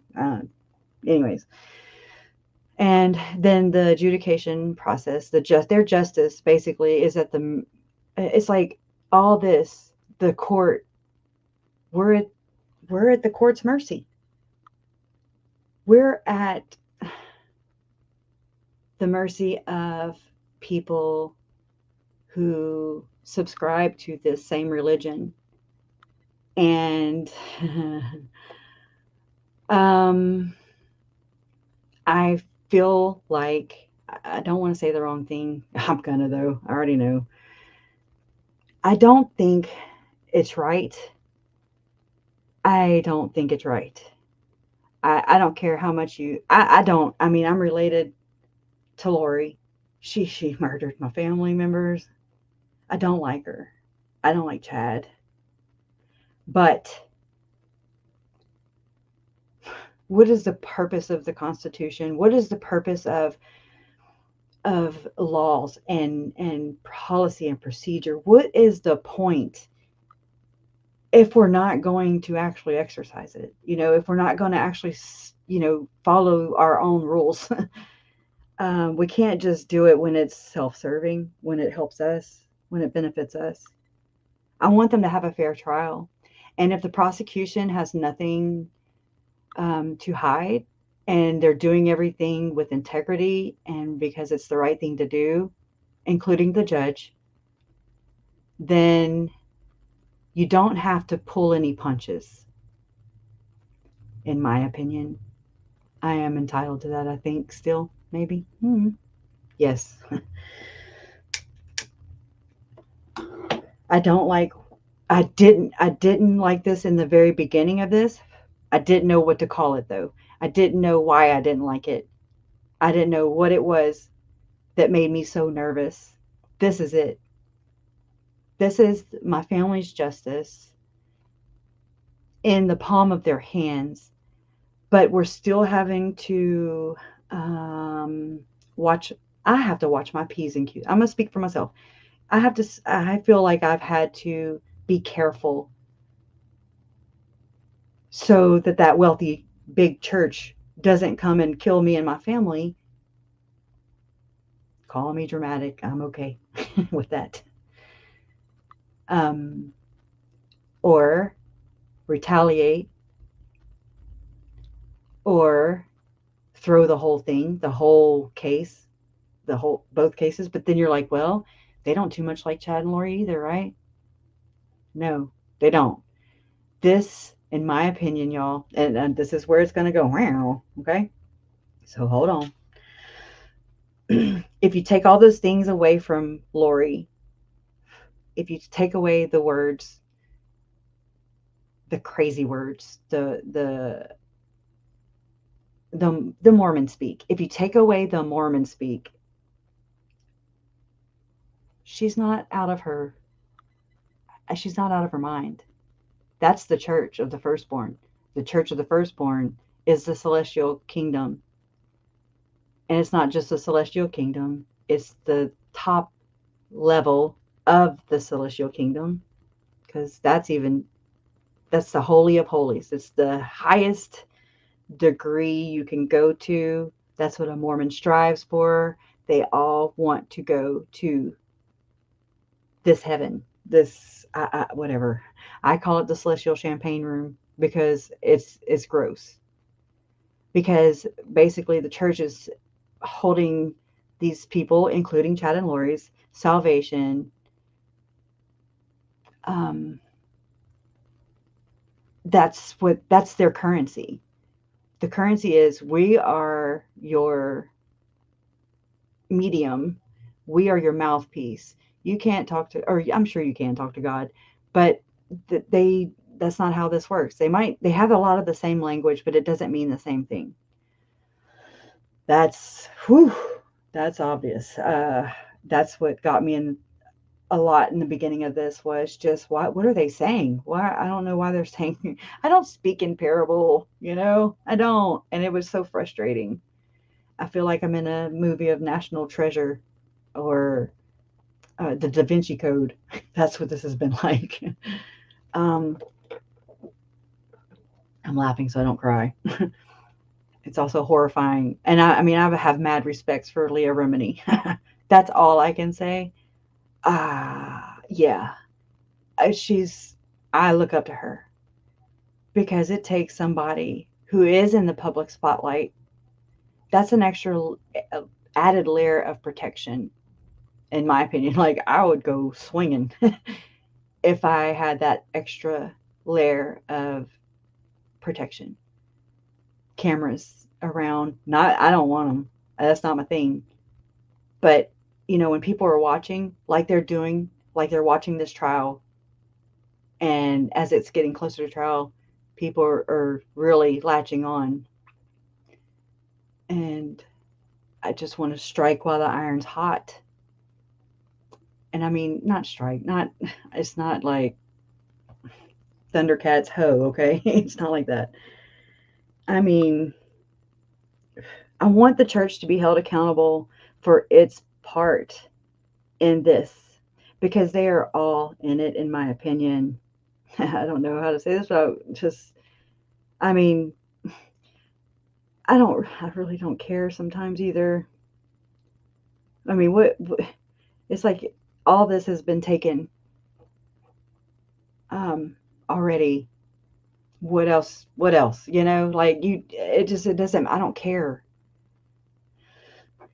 You can't break me any more than this has.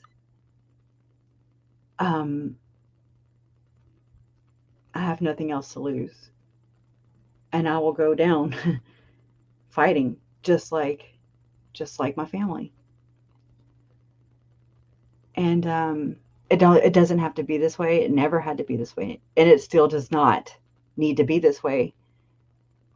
But the church will never acknowledge it.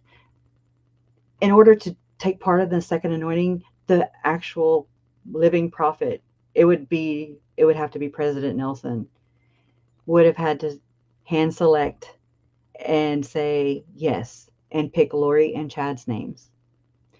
And they were told by, I'm just putting this into a context, this is just me. They were told by a certain someone to meet in the temple at a certain time, and you're one of us, you're a gatherer. And so they meet technically, and so this goes back to the Reddit email, they meet technically September 23rd, 2018, but it wasn't. It was November 18th. There's something about the 23rd. I don't know what that's all about, but I'm not here to do that. But it's something about the revelation of Lori's. And it's the same day that Joseph Smith had his alleged revelation or visit by Moroni, which is, I still don't know who Moroni is, honestly. Really don't. I try. I just can't. I can't fit anymore in my brain. I know enough to know better, and I know different, and I know that this, what I'm saying, um, is saying that the church would have to have been involved from get-go, allegedly, in my opinion. And what does it benefit? Who does it benefit to say that Lori and Chad are a cult? Who does it benefit to have no cameras in the courtroom? And who does it benefit to have Mark Means disqualified? Who does it benefit to have the IDH worker, clinician, whatever, assign homework to Lori and have her call Curtin McConkie, allegedly? And I'm just going out on my gut feeling right here, and from what I've researched, and I'm just gonna say it has all to do with the LDS helpline. It's been used allegedly for sexual abuse cover-ups. Allegedly. I can't say it enough. I didn't do it. But this is what it is, and this is what we're dealing with, guys. And it makes me numb. It makes me paralyzed sometimes. They're a big, wealthy, multi-billion-dollar corporation, and they dabble in religion, and they hold people's salvation over their heads. You ever heard that song from Bruno Mars, Locked Out of Heaven? That kind of thing, you know? 2 Tickets to Paradise, knowing damn good and well. And this is how they, allegedly, this is my opinion, this is how they practice polygamy is these secret ceremonies. And Lori is, or Chad's, I mean, they could be sealed to more people. Lori could, I don't know. It's very tricky. It's very tricky. It's very clever. It works. Satan is a master deceiver, and it's in plain sight. I'm not trying to be all, I'm not going all Bible on you. That's not my, I don't know enough, I just know that. And it's in plain sight where everybody can see, and they get away with it. And it's bullshit, in my opinion. And nobody, especially a church who is protected by the First Amendment, and is this involved, literally, in my opinion, allegedly, in why Chad and Lori even met to begin with. And I think it goes further than that. You just have to do your own research on that.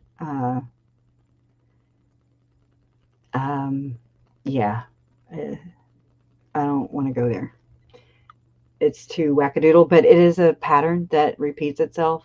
Even though I heard somebody say the other day on another channel, none that, it's just another. Anyways, I like his work, but he said that, it was debunked, and I was like, what? How do you know? Like, no, I can promise you it's not. I didn't say nothing. I don't, it's open for interpretation, because they're not going to come right out and say this. And it happens in the Catholic Church. You know that the Catholic Church and the Mormon Church are actually opposing the whole, what do you call it? I wrote it down just so I could be able to.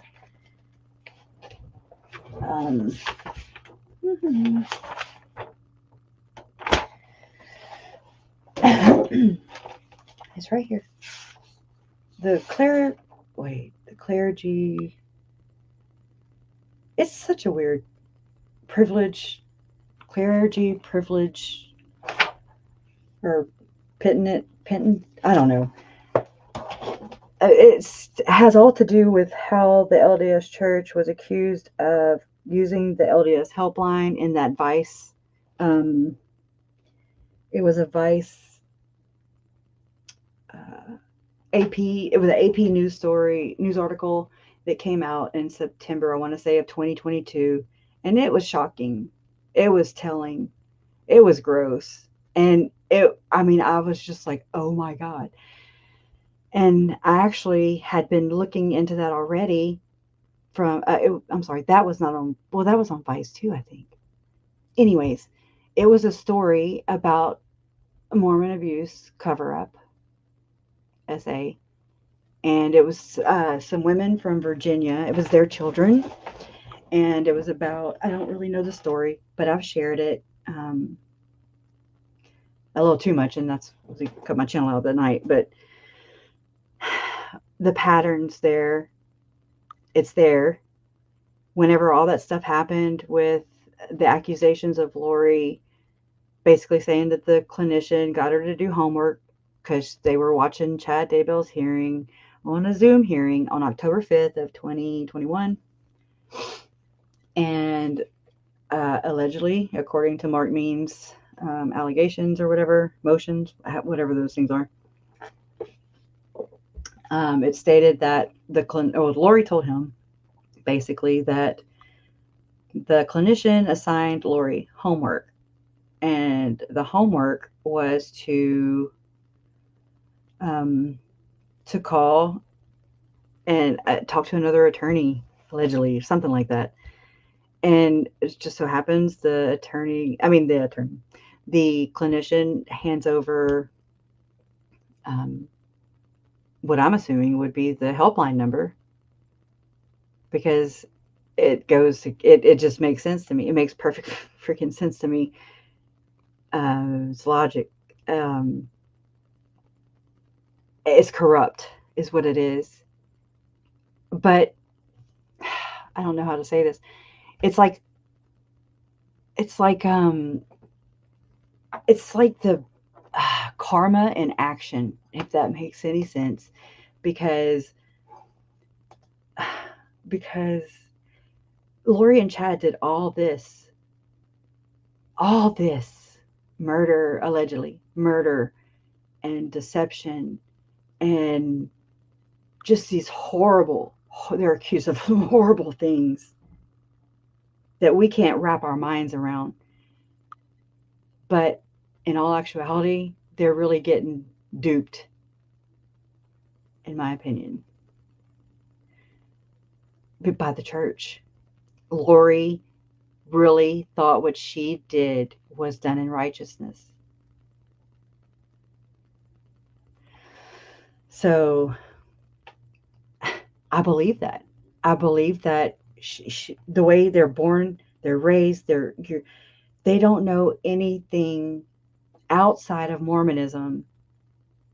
I'm not blaming, I'm just saying what it is. Like I come to my, I'm like, oh my God, I'm empathetic. I can put myself there. I try to, so that I can kind of understand what it is like for a Mormon who's here because of the kids, because of this case, because of the victims, because of Chad and Lori, because this had to do with your religion. You're like, wait, what? We're all like natural born researchers, and we all just, things either resonate with us or they don't. And the truth should resonate with all of us. It should, but it misses a lot of these people. But a lot of them, I'm not making excuses, just saying that this is the way they're taught. This is normal. They're chosen. We're not. They are chosen. We're the Gentiles.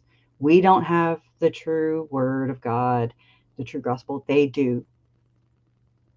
They think they're trying to save us, and we're like, oh my God.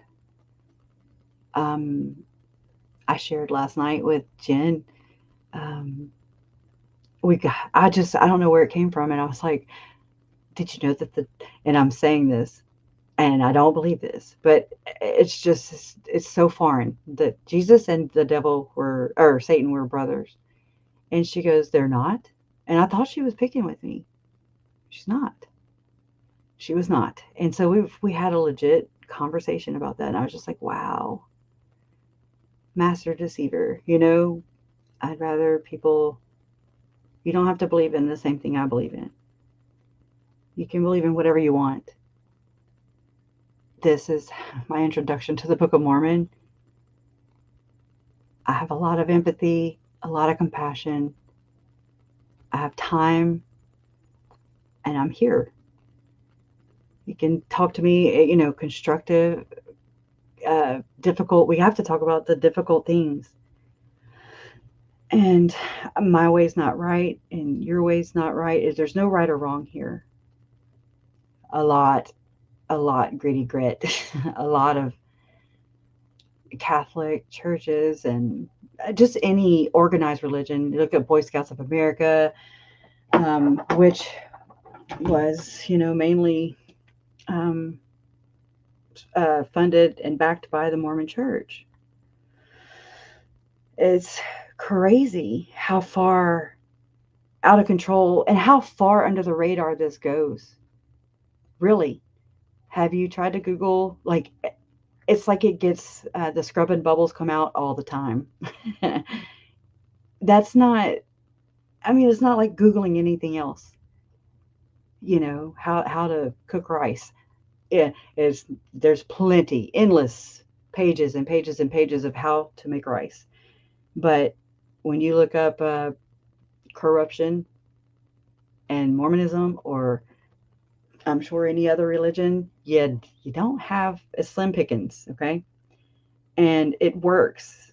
It works. It silences the victims. It silences it from getting out. I do know the pattern of the church has been to throw money at it. I'm just speaking casual here, but just to throw money at it. And I mean whatever it is, the victim, anybody who's going to out them. And so they do that, and then they throw an NDA, which is a non-disclosure agreement. OUR uses them. They shred. I read an article earlier, and it was of the church, the LDS helpline. It was, let me get it real quick. I got it right here. Continue. Okay, save.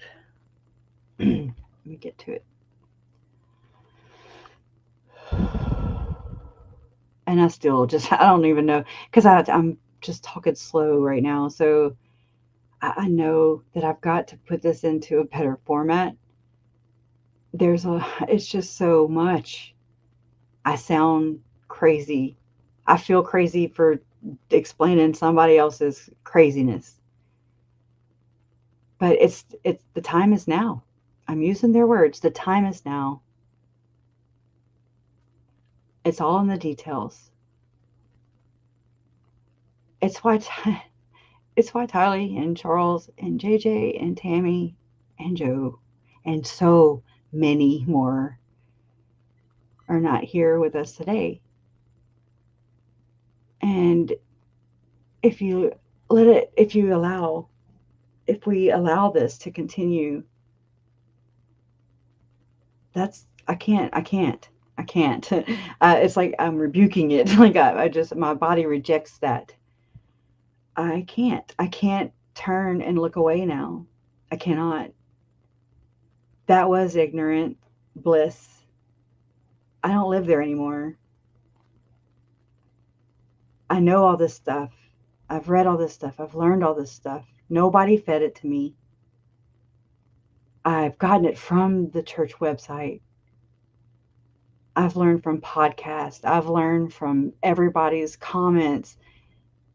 Everybody talking, just you pick up what everybody's putting down, and you just kind of read between the lines, and then you cannot deny it. There's no way, shape, or form. There's no way you can deny this, in my opinion. I'm sure if I said it better and explained it better, you probably could. But you guys know, you're smart people. Y'all know better. Y'all know. I think that's why you're here. I'm pretty sure that's why you're here. It's just nothing. It just is something that just didn't sit right with you. And it didn't sit right with me.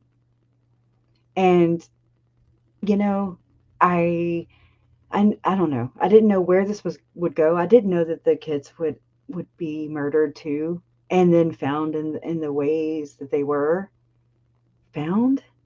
I mean, if you think about it, Charles and Tammy, they were at least shot, or I say shot. Well, hell, I don't even know. Charles was shot. 2 bullets in his chest, according to Chad Daybell. Tammy, she was put in the damn ground and buried.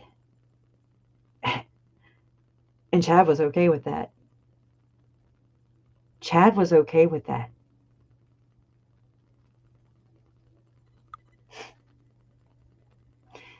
I don't know. I mean, I don't think there'd be first degree murder charges and conspiracy to commit murder on Lori and Chad if there was not foul play suspected in Tammy's death. But nobody, Chad especially, he's a patriarch in his family. He's the father of his family. He's the patriarch of his family. And so he's allegedly, this is the story we got, was, that Chad gave the kids, him and Tammy's 5 kids, the choice of whether or not to have her an autopsy. And I'm sure he was like, this is what I picture. He's like, hey, so we're not going to do an autopsy, right? If he even said that at all. He and they're like, no, can't you just picture them bobbing their heads back and forth, like, yes, sir. Whatever you say, Dad. Can you imagine? I would be, I think I would be angry if I were in any of their shoes. Also, it would be hard to read all the bad things about my dad or my mom, my dad. It would be hard. I don't think I could do it. But I want to give them grace in this. They didn't ask for this either. They don't know any different. They don't know anything outside of Mormonism, of their culture, the cult of Chad, the cult of Tammy, right? That's their parents. And if anything, all we can do is just show empathy and grace and just be patient with them. I don't know. I don't know where this goes. I just know that's what Tammy would want us to do. Because they're her kids too. And they'll realize that she needs an advocate. She needs a voice. One day they'll find theirs. I hope and pray for that. There's a lot of people whose this story has broken their shelves, and I feel for you. I do. I think I had to go through, this path. I had to go this way, the whole last way, the difficult way. I learned everything the hard way. It's just my way. But it was worth it, and it is worth it. And if it helps just one other person, then you're worth it. It's worth it. It's not my doing. I'm just here. This helps me too. I love you guys. And love always wins. I don't know. I don't know how. I don't have those answers. It's annoying. It's annoying. And it's something that my Uncle Charles not only lived by, but he exhibited. It was tangible. You could see the love. You could feel the love. I still feel it, And I just want to make them proud. I don't want to let them down. If I didn't get this out, and I still haven't really gotten it out, it's a process. It's just so much. And there's so much pain and emotion wrapped and tied around it. It's hard to unwind. And already. It's a very Mormonism. Mormons don't even understand Mormonism. Okay. Oh gosh. And it's the ones that influence the Christopher Blythe. How many people in this chat have read his article about Chad and Lori and their mission, and he's on the church payroll. He's a historian, and he was also promoting his book at the same time. How many people um, how many people think that he said what was he said the truth in the article, or he covered up for the church? You know. Then there's Patrick Mason. He's the same. He's one way in to your face, or I say that not in a mean way. They don't realize, I guess, the if you have to be one way around somebody and then one way, another way, and then another, you're having to change who you are around everybody. You're having to adapt. Then that's not right. I'm talking about Patrick Mason. He is a uh, not a historian, but I don't know. He works for the church. He's on church payroll, just like Christopher Blythe. They're people who have spoke on Inside Edition and all these news stories. For people who don't go into this like we have, who don't go and research everything like we have, they take them at face value. They take it at mainstream. That, my friends, is where I'm like, what does mainstream mean to you? Because your mainstream and my mainstream might be two different mainstreams. I'll say mainstream for media, but nope. Because it's not the same. And these are people who hide behind Jesus Christ. And even when I thought this was just a little tiny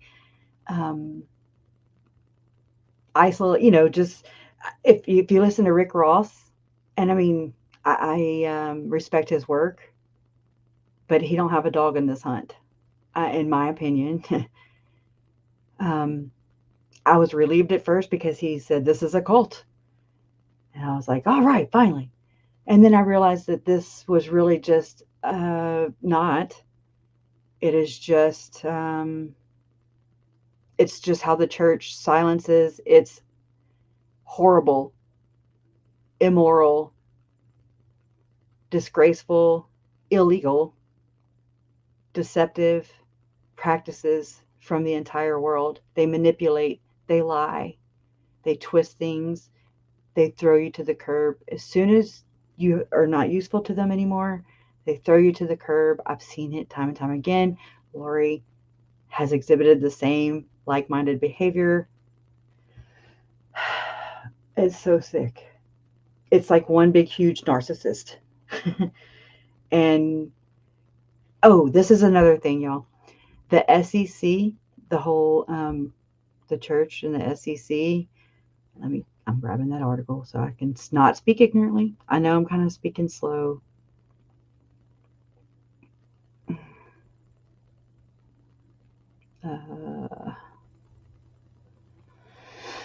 But I mean, do you guys have any kind of questions? Or I mean, I don't really know how else to chisel at this. I think I've about beat it into the ground.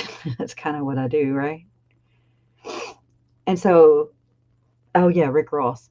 So just the other day on News Nation, I saw where Rick Ross was being interviewed, and I was like, nope. I don't even really, I haven't looked lately, but I'm not too sure about Steve Hassan. I've landed on both of their websites, but I would say Steve Hassan knows a little more.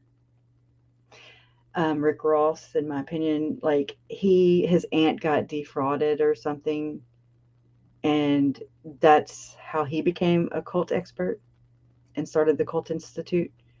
I don't, this is a big mamma jamma. And so I want to say that Rick Ross, he has Mormonism listed as a high demand religious cult, but he don't speak of it. And I mean, maybe there's a tactic, there's a reason, there's something behind, madness behind his what he does and how he does it. I don't know. I guess I'll learn. But I've realized that it's not very effective it just doesn't, it's the word. It's like stigma, it's like mental health, mental illness and things like that. It's just stigmatized. And we're a cult right now, if you think about it. But anyway, so the excerpts show how the LDS Church tried to keep a lid on its $100 billion account, even freezing out Apostle Boyd K. Packer. Now, this is back in December 22nd, 2019. Imagine that. This is right as the kids' stories were coming out, going public. Wow. In a complaint to the IRS, David A. Nielsen alleged he saw officials with the Church of Jesus Christ of Latter-day Saints and its investment fund, Ensign Peak Advisors, EPA, take steps to keep the size of its $100 billion investment fund from the government and church members. Now listen, they just had, I've read the entire order when it came out from the SEC.gov, the Stock Exchange Commission. They've been investigating the church, and since 2019, right? So the church basically makes up this investment arm. So it wouldn't exist without the church. The church wouldn't, have it without making it. And then they basically just socked away or funneled it, I guess, allegedly, and into this Ensign Peak Advisors. And okay, so they created this EPA. This is back in 1998, I believe. And so for however many years that is, it's 20-some years, they did not ever report their earnings, their wealth or whatever, their financial records to the SEC. And there's this whole thing that Mormons, and especially in the culture, Mormon culture, they believe in the white horse prophecy. I've shared this with you before. There's, you go look it up, Glenn Beck, and I want to say it was the Young Turks show, and he was talking about how Glenn Beck was saying to Orrin Hatch, who was I think he was the the governor or something for Utah, something like that. Don't hold me to it. And he said, hanging by a thread. The Constitution is hanging by a thread. It's basically a dog whistle to summons up the boys. And everybody just comes in running in on their white horses. The Mormons do. That's what this white horse prophecy is. They want to avenge the Joseph Smith. That's the whole oath of vengeance. Because he's martyred, right? And they want the United States, they want us to pay for that. And they want us to depend on them. So, riddle me this. Had the church, anytime still right now, and I mean, that's just what they're reporting. That's what they didn't report it. They got found out. They hid it. That's a pattern here. So, they pull out. They're like, okay, well, it's time for the second coming of Jesus Christ. I received a revelation. It's time to go cash out. God loves money. Turns out. I'm being sarcastic. So they go and they pull all their $100 billion out of the Stock Exchange Commission, stock market. What would happen? Okay. Would that cause civil unrest, you think? Would they, do their dog whistle and say, hey, white horse prophecy time, our Constitution's hanging by a thread, and then here come Barry Cox and all his friends riding in on the white horse prophecy, coming to take over the United States, and that's why there's a theocracy. You cannot separate church and state when you talk Mormonism or Chad and Lori Daybell. You cannot. It church is state, state is church, Chad is church, Lori is church, church is Lori, church is Chad. It's all in one and the same. Once you kind of understand that, then we can kind of wrap our heads around that, and we can kind of work. Teamwork makes the dream work, right? So, anyways, they basically they deceived all of us, really, because not just what they're not just what they practice and believe, but what they're doing to deceive us all. Because the stock exchange commission, I mean, it's basically reporting. Everybody has to report your wealth, and so this is all allegedly the tithe payers' money.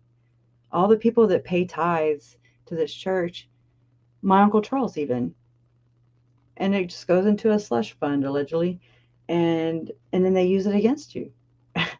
They shut you up. If I don't know, I'm just saying. All I'm saying, I feel crazy just saying it point blank.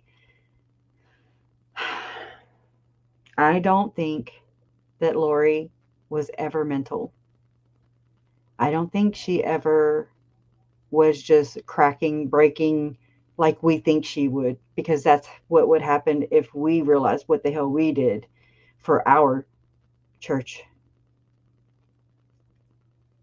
And then you realize that you're duped and church is not there for you. And she believed with all she lived by the scriptures.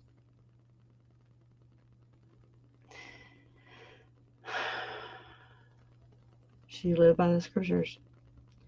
And I bet you anything, Chad knows that the church doesn't have his back.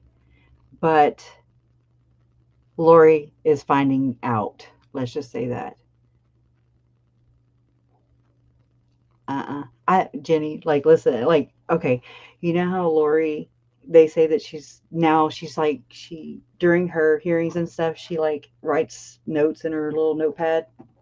I really think she caught on, or her attorneys, because I don't know what side they play on yet. But uh,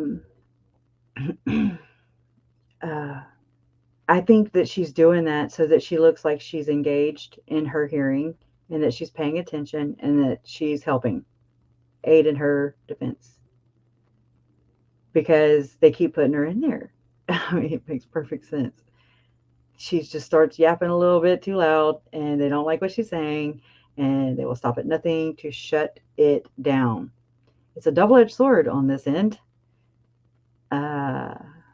if you think about it, because it behooves all of us, if they're found guilty and they're done, they're off the streets for good. It only benefits the church if they don't get to be held accountable for their part in this, though, because in my opinion, they have more of a obligation, and they played a bigger role in this than even the police, who let them down also. I'm working on it. Anybody who has this much influential power and wealth and all that good stuff should be held accountable. They need to answer to somebody. Anybody, somebody. Come on, you don't get to do this. If I mess up, I got to be accountable. If you mess up, you have to be accountable.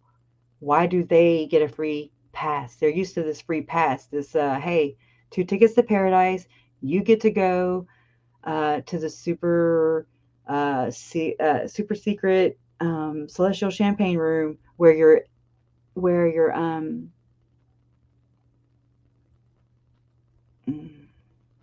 yeah, it wasn't me. I shared it here, Jenny. It was John DeLynn, Mormon Stories podcast.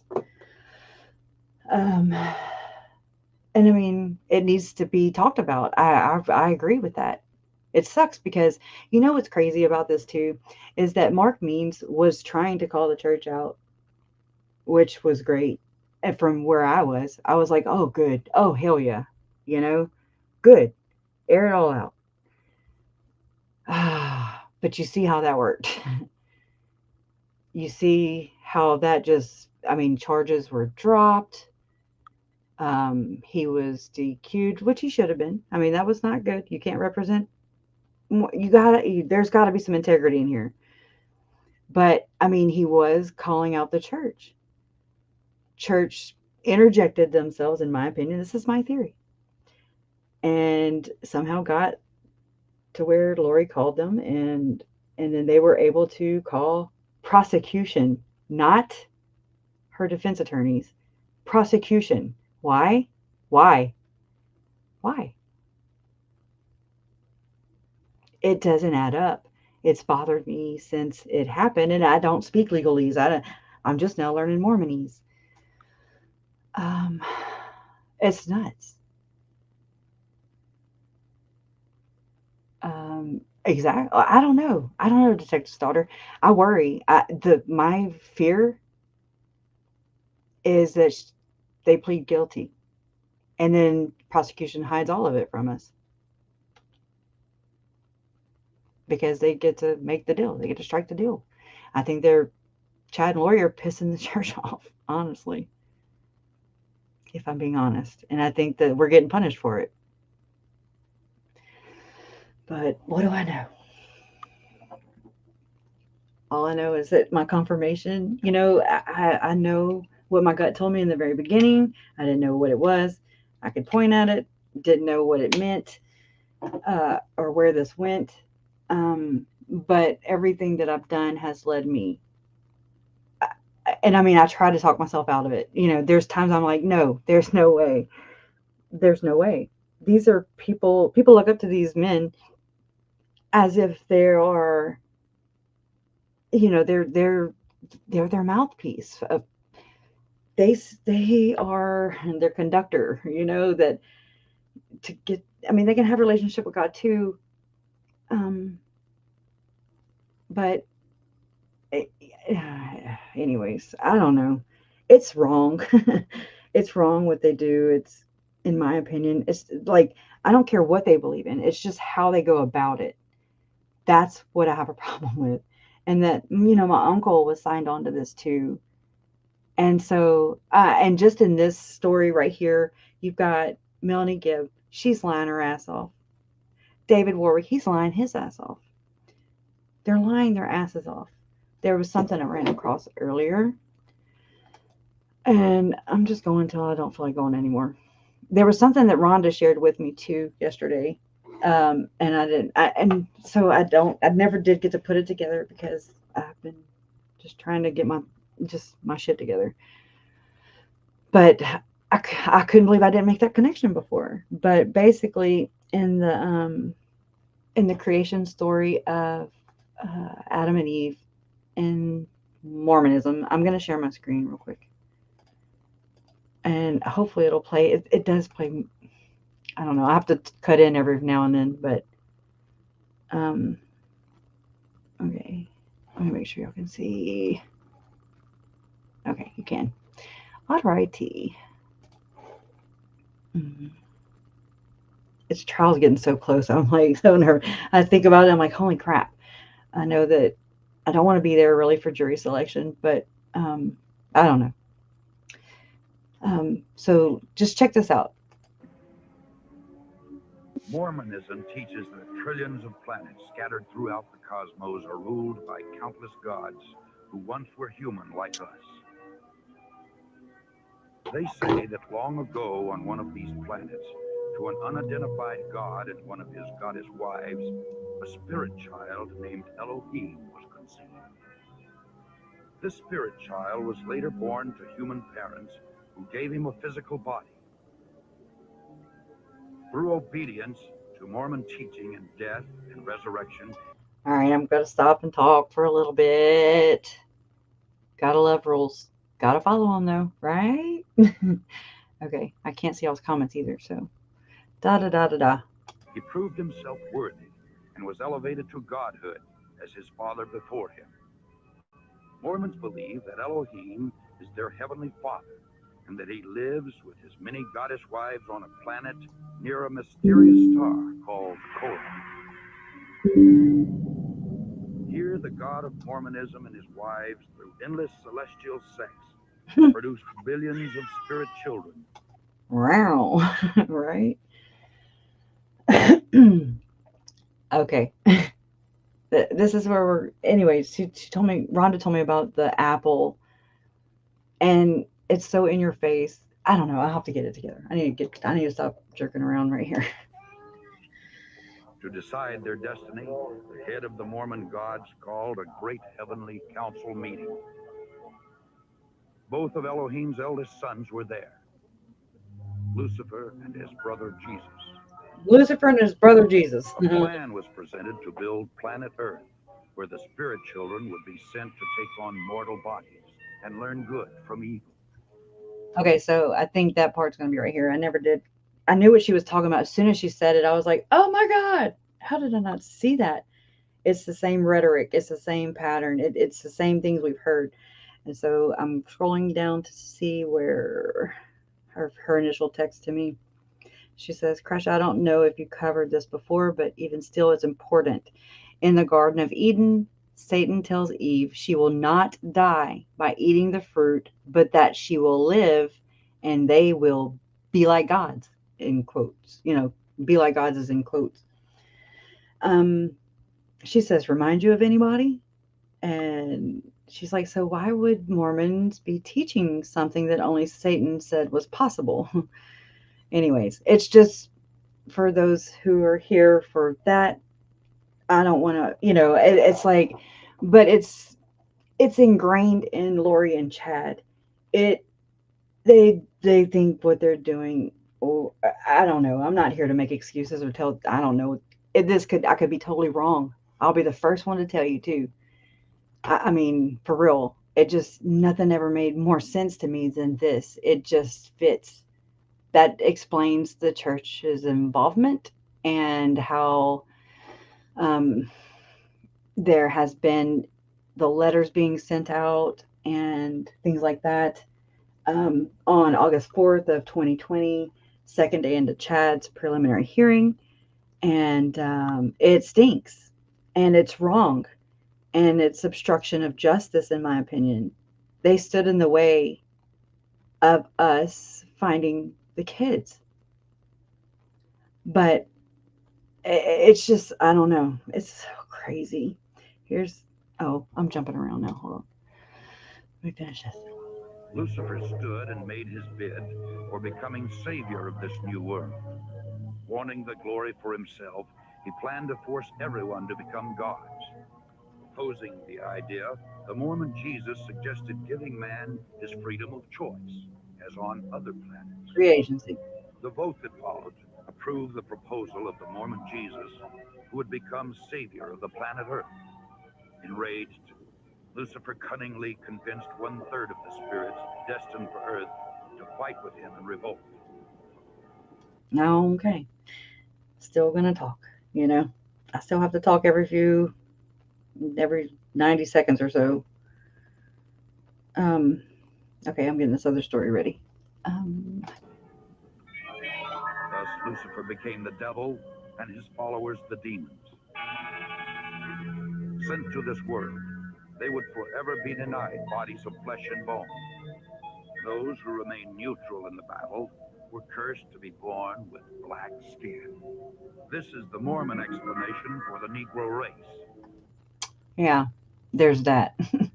Which I was born in 1978, and this is whenever they received a revelation that God was no longer prejudiced, and they allowed black men to become priesthood holders.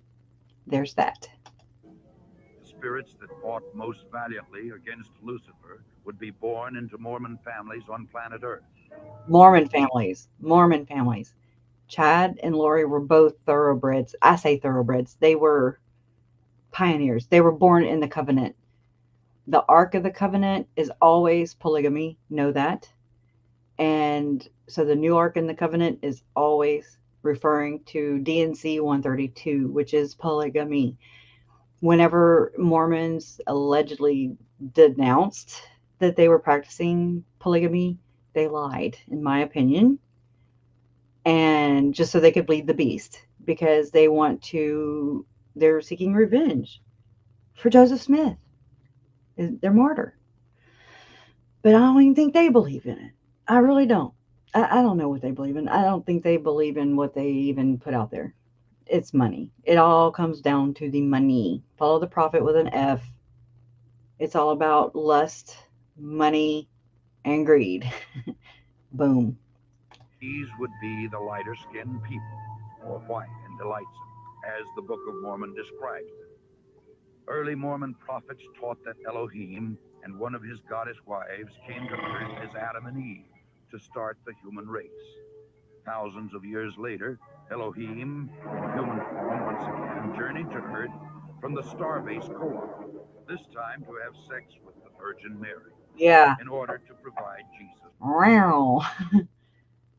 uh, anyways, I don't hope nobody's fight. Don't fight over this because it just don't. You just got to do it with empathy and compassion, and that's it. You know. The physical body. Mormon apostle Orson Pratt taught that after Jesus Christ grew to manhood, he took at least 3 wives, Mary, Martha, and Mary Magdalene. Through these wives, the Mormon Jesus, for whom Joseph Smith claimed direct descent, supposedly fathered a number of children before he was crucified. According That's a lot of children. You know. That's a lot of children. It's just I don't know. I don't really know it how it was taught to me. I remember getting tripped up on. I'm like, so my papa Vallow was teaching me the Father, the Son, the Holy Spirit, the Trinity, you know. And I was like, so wait, what? I was like 10 years old. I remember questioning that, like, I don't understand. um, and I don't try. It's like I don't try to. I don't have to know because I know that God made me, you know? And I mean, there's people who don't believe in God and they're like probably cussing me, you know, if they're here, you know, saying, just, I don't know. We don't know. We don't know. So it helps me be a better person. Um, anyways, to the Book of Mormon, after his resurrection, Jesus came to the Americas to preach to the Indians. this is where Christopher Who the Columbus Mormons comes into believed. play. This is where Christopher Columbus comes into play. That's the Nephi thing, and I still, and this all ties in with pilgrims. Okay, I've been down some crazy, crazy paths. I'm like, how the hell did we go from Jesus, allegedly Mormon Jesus, to Christopher Columbus and like the Mayflower? Because this has a lot to do with what Lori and Chad are alleged. It's pushed off on. I think it's pushed off onto them. I don't think it was Chad's either. Honestly, I don't really know though. It could be, but if he got it, then he got it from source. Source is, you know, where that is. Are really Israelites. Thus, the Jesus of Mormonism established his church in the Americas as he had in Palestine. Adam on Diamond.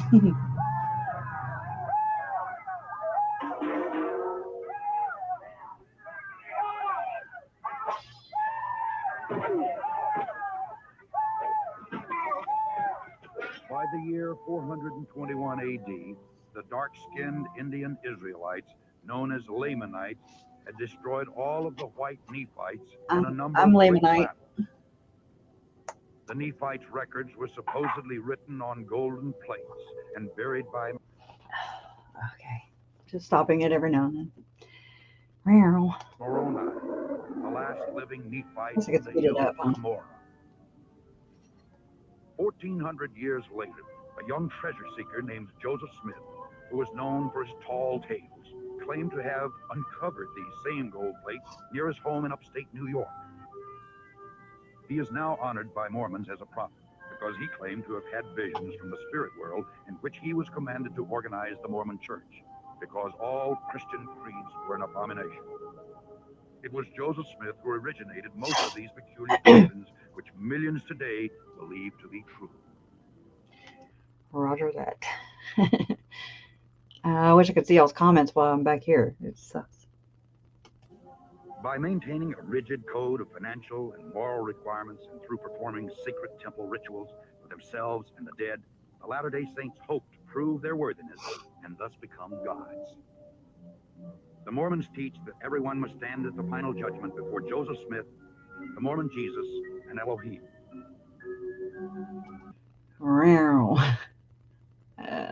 Yeah. So they went, the second anointing means the first, it means you go into the church of the firstborn.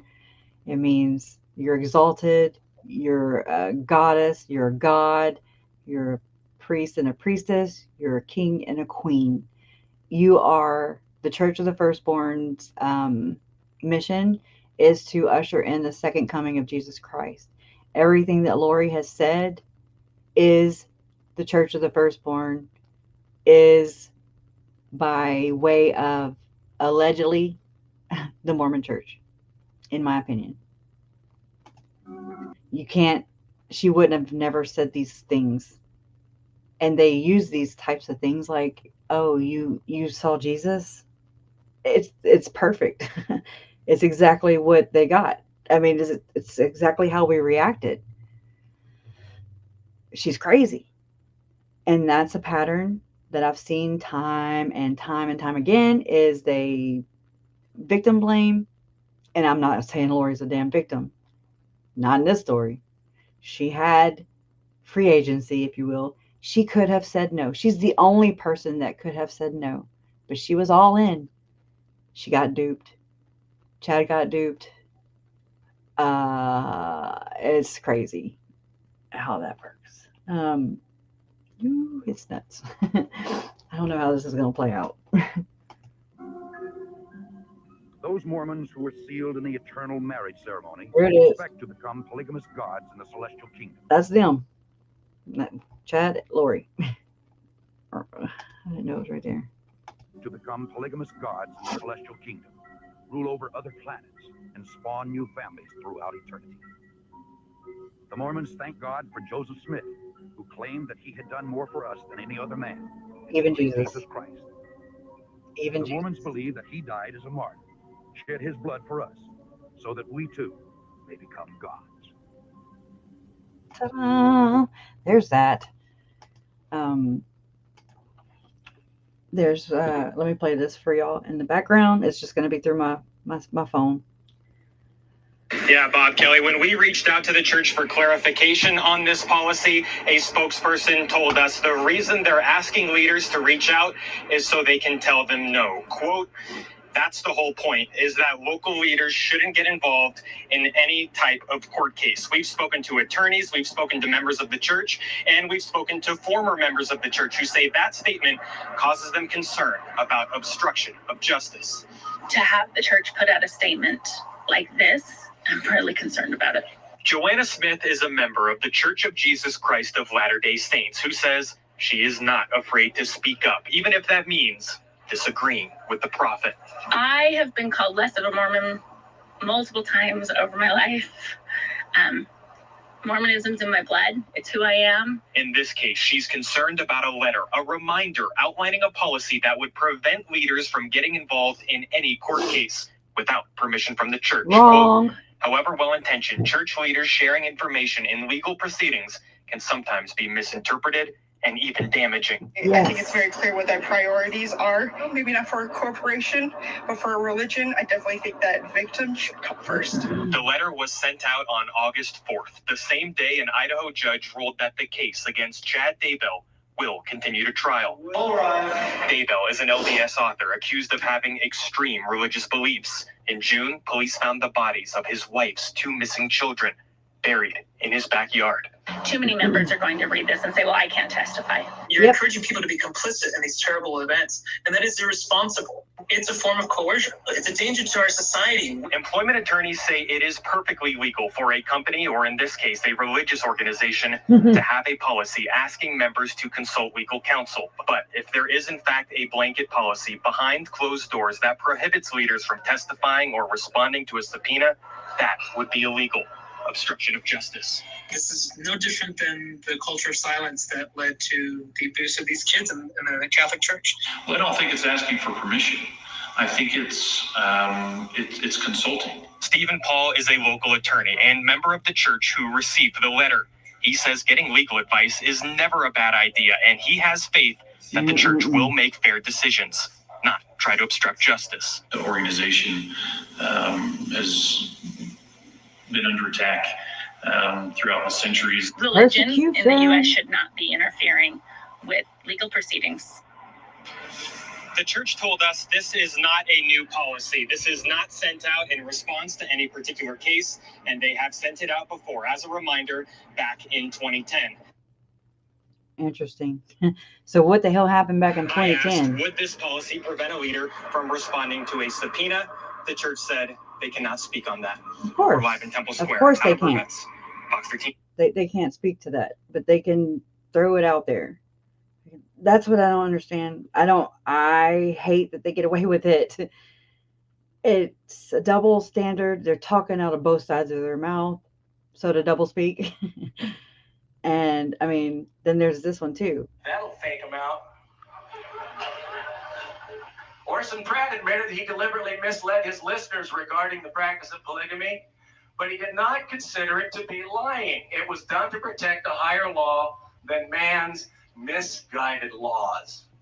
You know, because that's the first thing. They will die, or they're taught to die before denying the church. I think it's just a built-in mechanism. Even if, like, let's say they're not aware. Let's just say Rob Wood, and let's just say the state or whatever is unaware that the church has this big of an influence in their life. Okay, so it's just an automatic thing when they stand up and defend it, and they don't even know why. They're just doing it. It's the craziest thing ever. I don't know. This has been the weirdest freaking spot to ever be slapped into. This is purgatory, by the way. It's some purgatory. So here's something I've ran across looking. This is Adam Herbett's. This is his Twitter account. It's Kay and Larry Woodcock have never met Chad Daybell or his late wife Tammy Daybell. Still, they have learned about a call she placed in the days leading up to her mysterious death on 10/19. Here, listen. Okay. Tammy Daybell, 10 days before she died, somebody came at her with a paintball gun, and Larry said that wasn't a prank. That wasn't a paintball gun. He said, Tammy obviously didn't know what she was looking at. He said, I bet you it's like a 1911, which I don't even know what a 1911 is. I mean, I know that's a paper gun, but with a silencer on it. And he said that's what that was. And the fact that he pulled the trigger twice and that, didn't do anything is because it misfired. Otherwise, she'd probably been dead that day. And what makes me believe that is first he was totally masked. He was in all black, and so there was a reason for that statement. During that conversation, she was telling me about Joe being dead. His dad. God took him, and it's just as well because he was an evil, evil person. So you're on number 4, and you're 32 years old? Lori Vallow was married to Kay's brother, Charles Vallow, until July 11th, when Lori's brother shot and killed Charles in Chandler, Arizona. He told police at the time it was in self-defense. Okay, and then this is a little short about the SEC. The church is more concerned about hiding the money than they are complying with the law. Throughout its history, Ensign Peak was required to file Forms 13F. So they're basically saying, this 20-year period, they had to file these forms, right? Here's the crazy part. Paragraph 7, by at least 1998, senior management at Ensign Peak was aware of Ensign Peak's requirement to file Forms 13F and communicated this requirement to who? Senior leadership. Who's that? First Presidency. Boom. In 1998, at least, Ensign Peak told the First Presidency, we're supposed to file these forms. And I'm sure as part of that, it was like, and by the way, when we file them, all hell's going to break loose because people are going to see how much money we have. So no transparency. And that's Gordon B. Hinckley 10 years before he died. So that would have been Gordon B. Hinckley as president. Yeah. And I don't know who his first presidency. They're like, hey, we're supposed to file these forms, but. And then this is, Court TV. To religion, what this doomsday couple was up to, and specifically woven into the LDS religion in some way. And there's this strange relationship that we have seemingly uncovered through our coverage of the story and peeling back the layers of this relationship between the doomsday couple and the Church of Latter-day Saints. And the LDS Church has also started to play a role in what is happening inside the courtroom as well. So we have a lot to get to, but I want to begin here. Chad Daybell, the doomsday prophet, the one who is making all these... You can't say that. You can't say he's a doomsday prophet anymore. You can't. I'm not going to say that at all. I'm not going to refer to Lori as cult mom because that's not the truth. We didn't know the truth in the beginning. It's what we were told. It wasn't recognizable to Charles or Brandon even in their own religion. It was foreign. Why, you ask? Why? It's because the church even divides. If they let everybody know in the temple where you have to be, well, maybe they should amp it up. Never mind. I'm not. Anyways, oh God. I think that they look for people like, I'm not trying to make her a victim, but I have to kind of put it in this context for it to make sense, because people are going to be like, why would they want to recruit? Well, I mean, they do the missionary thing with the I'm never saying it right, proselytizing, I think. Can I interest you in the Book of Mormon? That kind of thing. That's the whole point. Those missionaries even have to pay, or actually their parents, for the most part, usually have to pay for those missions when the church is just sitting on bazillions and bazillions of freaking dollars. I don't think and my God, my Christ, my second coming of Jesus Christ, he don't need money. Not the first thing I'd grab. Prepper's going to prep though, hey. Anyways, I think they have like a complex, really. It's all projection, right? And so somebody told them they were inferior, and they were like, oh, hell no, we're going to show you better than we can tell you. I mean, look at Joseph Smith. The apple does, the proverbial apple does not fall far from the tree. It does not. So that's what I've been dealing with. And I say I just, because it goes, there's more. There's things that fill in those blanks, well, I mean, there's a lot of people that are like, well, there's church and state. And I'm like, there is, correct. There is. You're right. And there's church and state, together. And that's this theocracy. That's what they wanted to do whenever Brigham Young was. See, this is where I kind of did have to go into. I was like, I don't want to know this stuff. I can't fit it in here and keep up with the case. It just is overwhelming. But this was important because nobody else, I mean, besides like Tammy's sister, but they're Mormon, like Heather Daybell, she's Mormon. I don't think that, like John DeLynn, people that were Mormons, I think that because I'm an outsider and I'm investigating the way that I have, and just with the information that I was given in the beginning, it's like I didn't just start from scratch. I started where they were like saying, it's this and this. It's not that or that. It's not multiple mortal probations. And I mean, it kind of is. It's just there's different definitions, different meanings for the terminology. I think accountability means something different. Charge means something different. These words, they're just twisted just enough, just a little bit. And that's something that the church has always done. They are boss on this. And that's why Google right here, keywords, my channel is not going to grow. It's suppressed. It's held back. It's purposely, I mean, it could be. I don't know. Just saying, they own stock in Google. They have more money than God.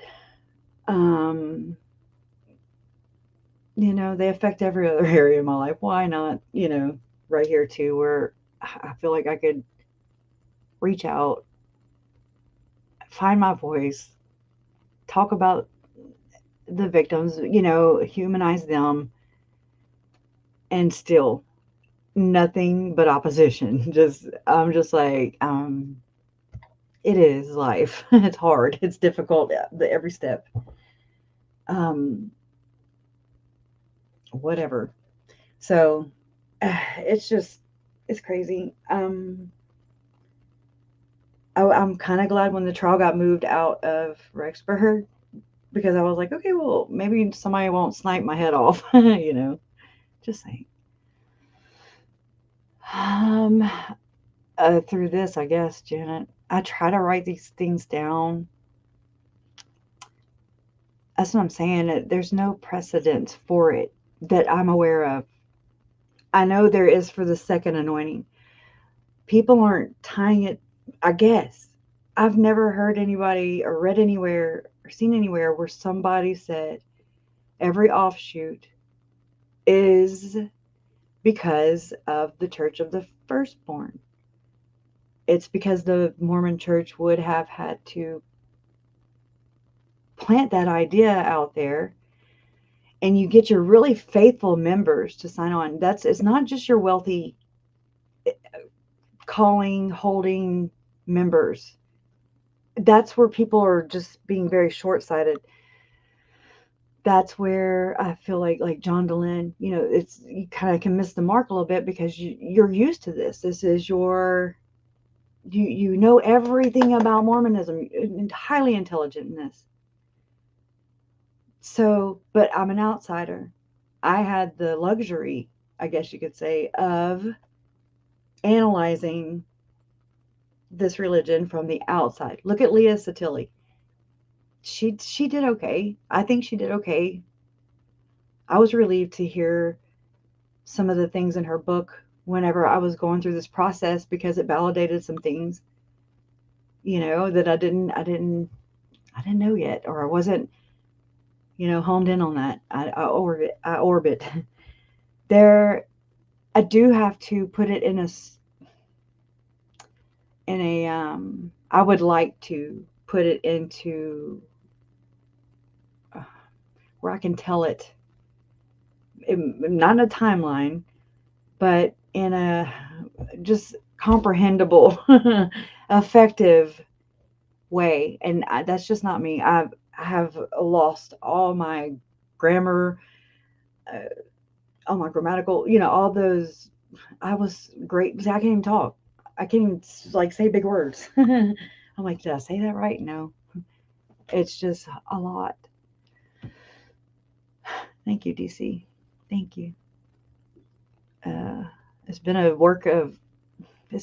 labor of love. Trust me.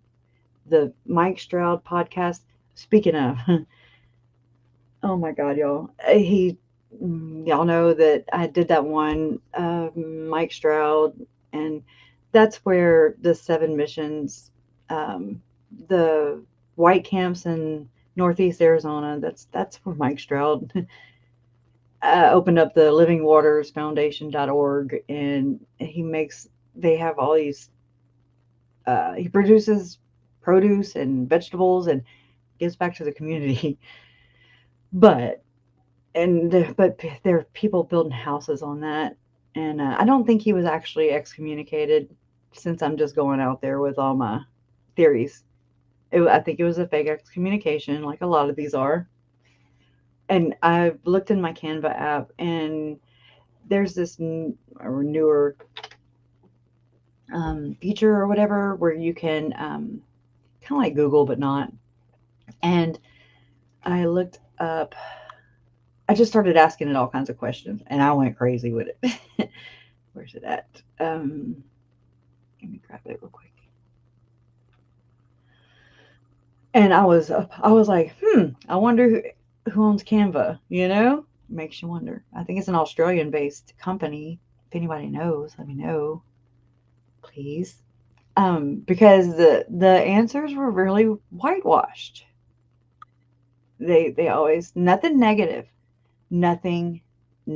ever allowed. You're not allowed to be critical of the church or the brethren. That's why Judge Boyce, perfect example of this. Judge Boyce, I've watched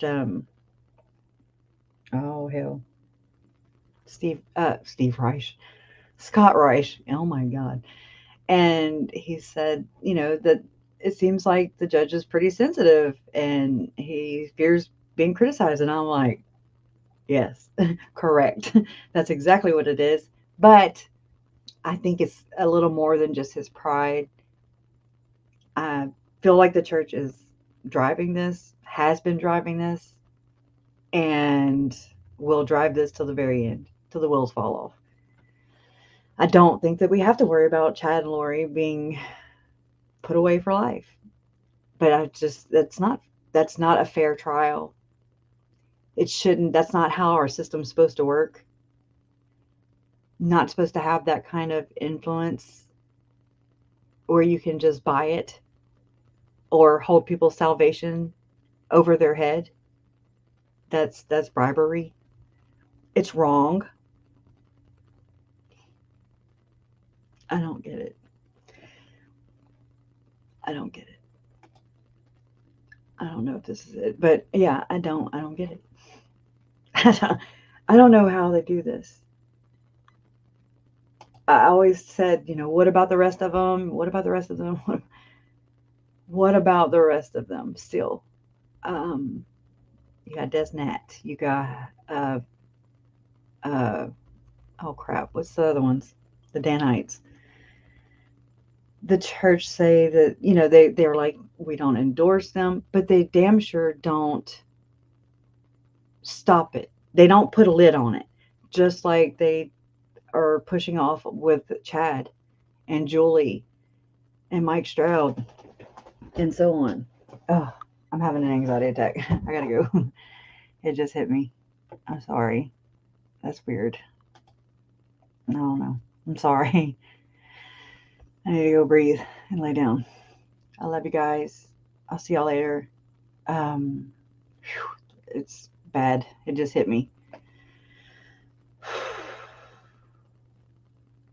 Murder sucks. Yeah, I'm going to lay with Jason. I love you guys. Thank you. Okay, that's what I needed to do. Breathe. It's overwhelming, is what it is. It's overwhelming. It's overwhelming. I don't know what to do. What do you do with this? Scream? Run? I just have been having faith. That's what. Huh? He scared me. For what? Jason, I'm sorry. I know y'all are like, what the hell? Anxiety attack. This is what it is. But I'm going to go. Thank you guys for dealing with this. I love you. Thank you. Jason's here. Love always wins.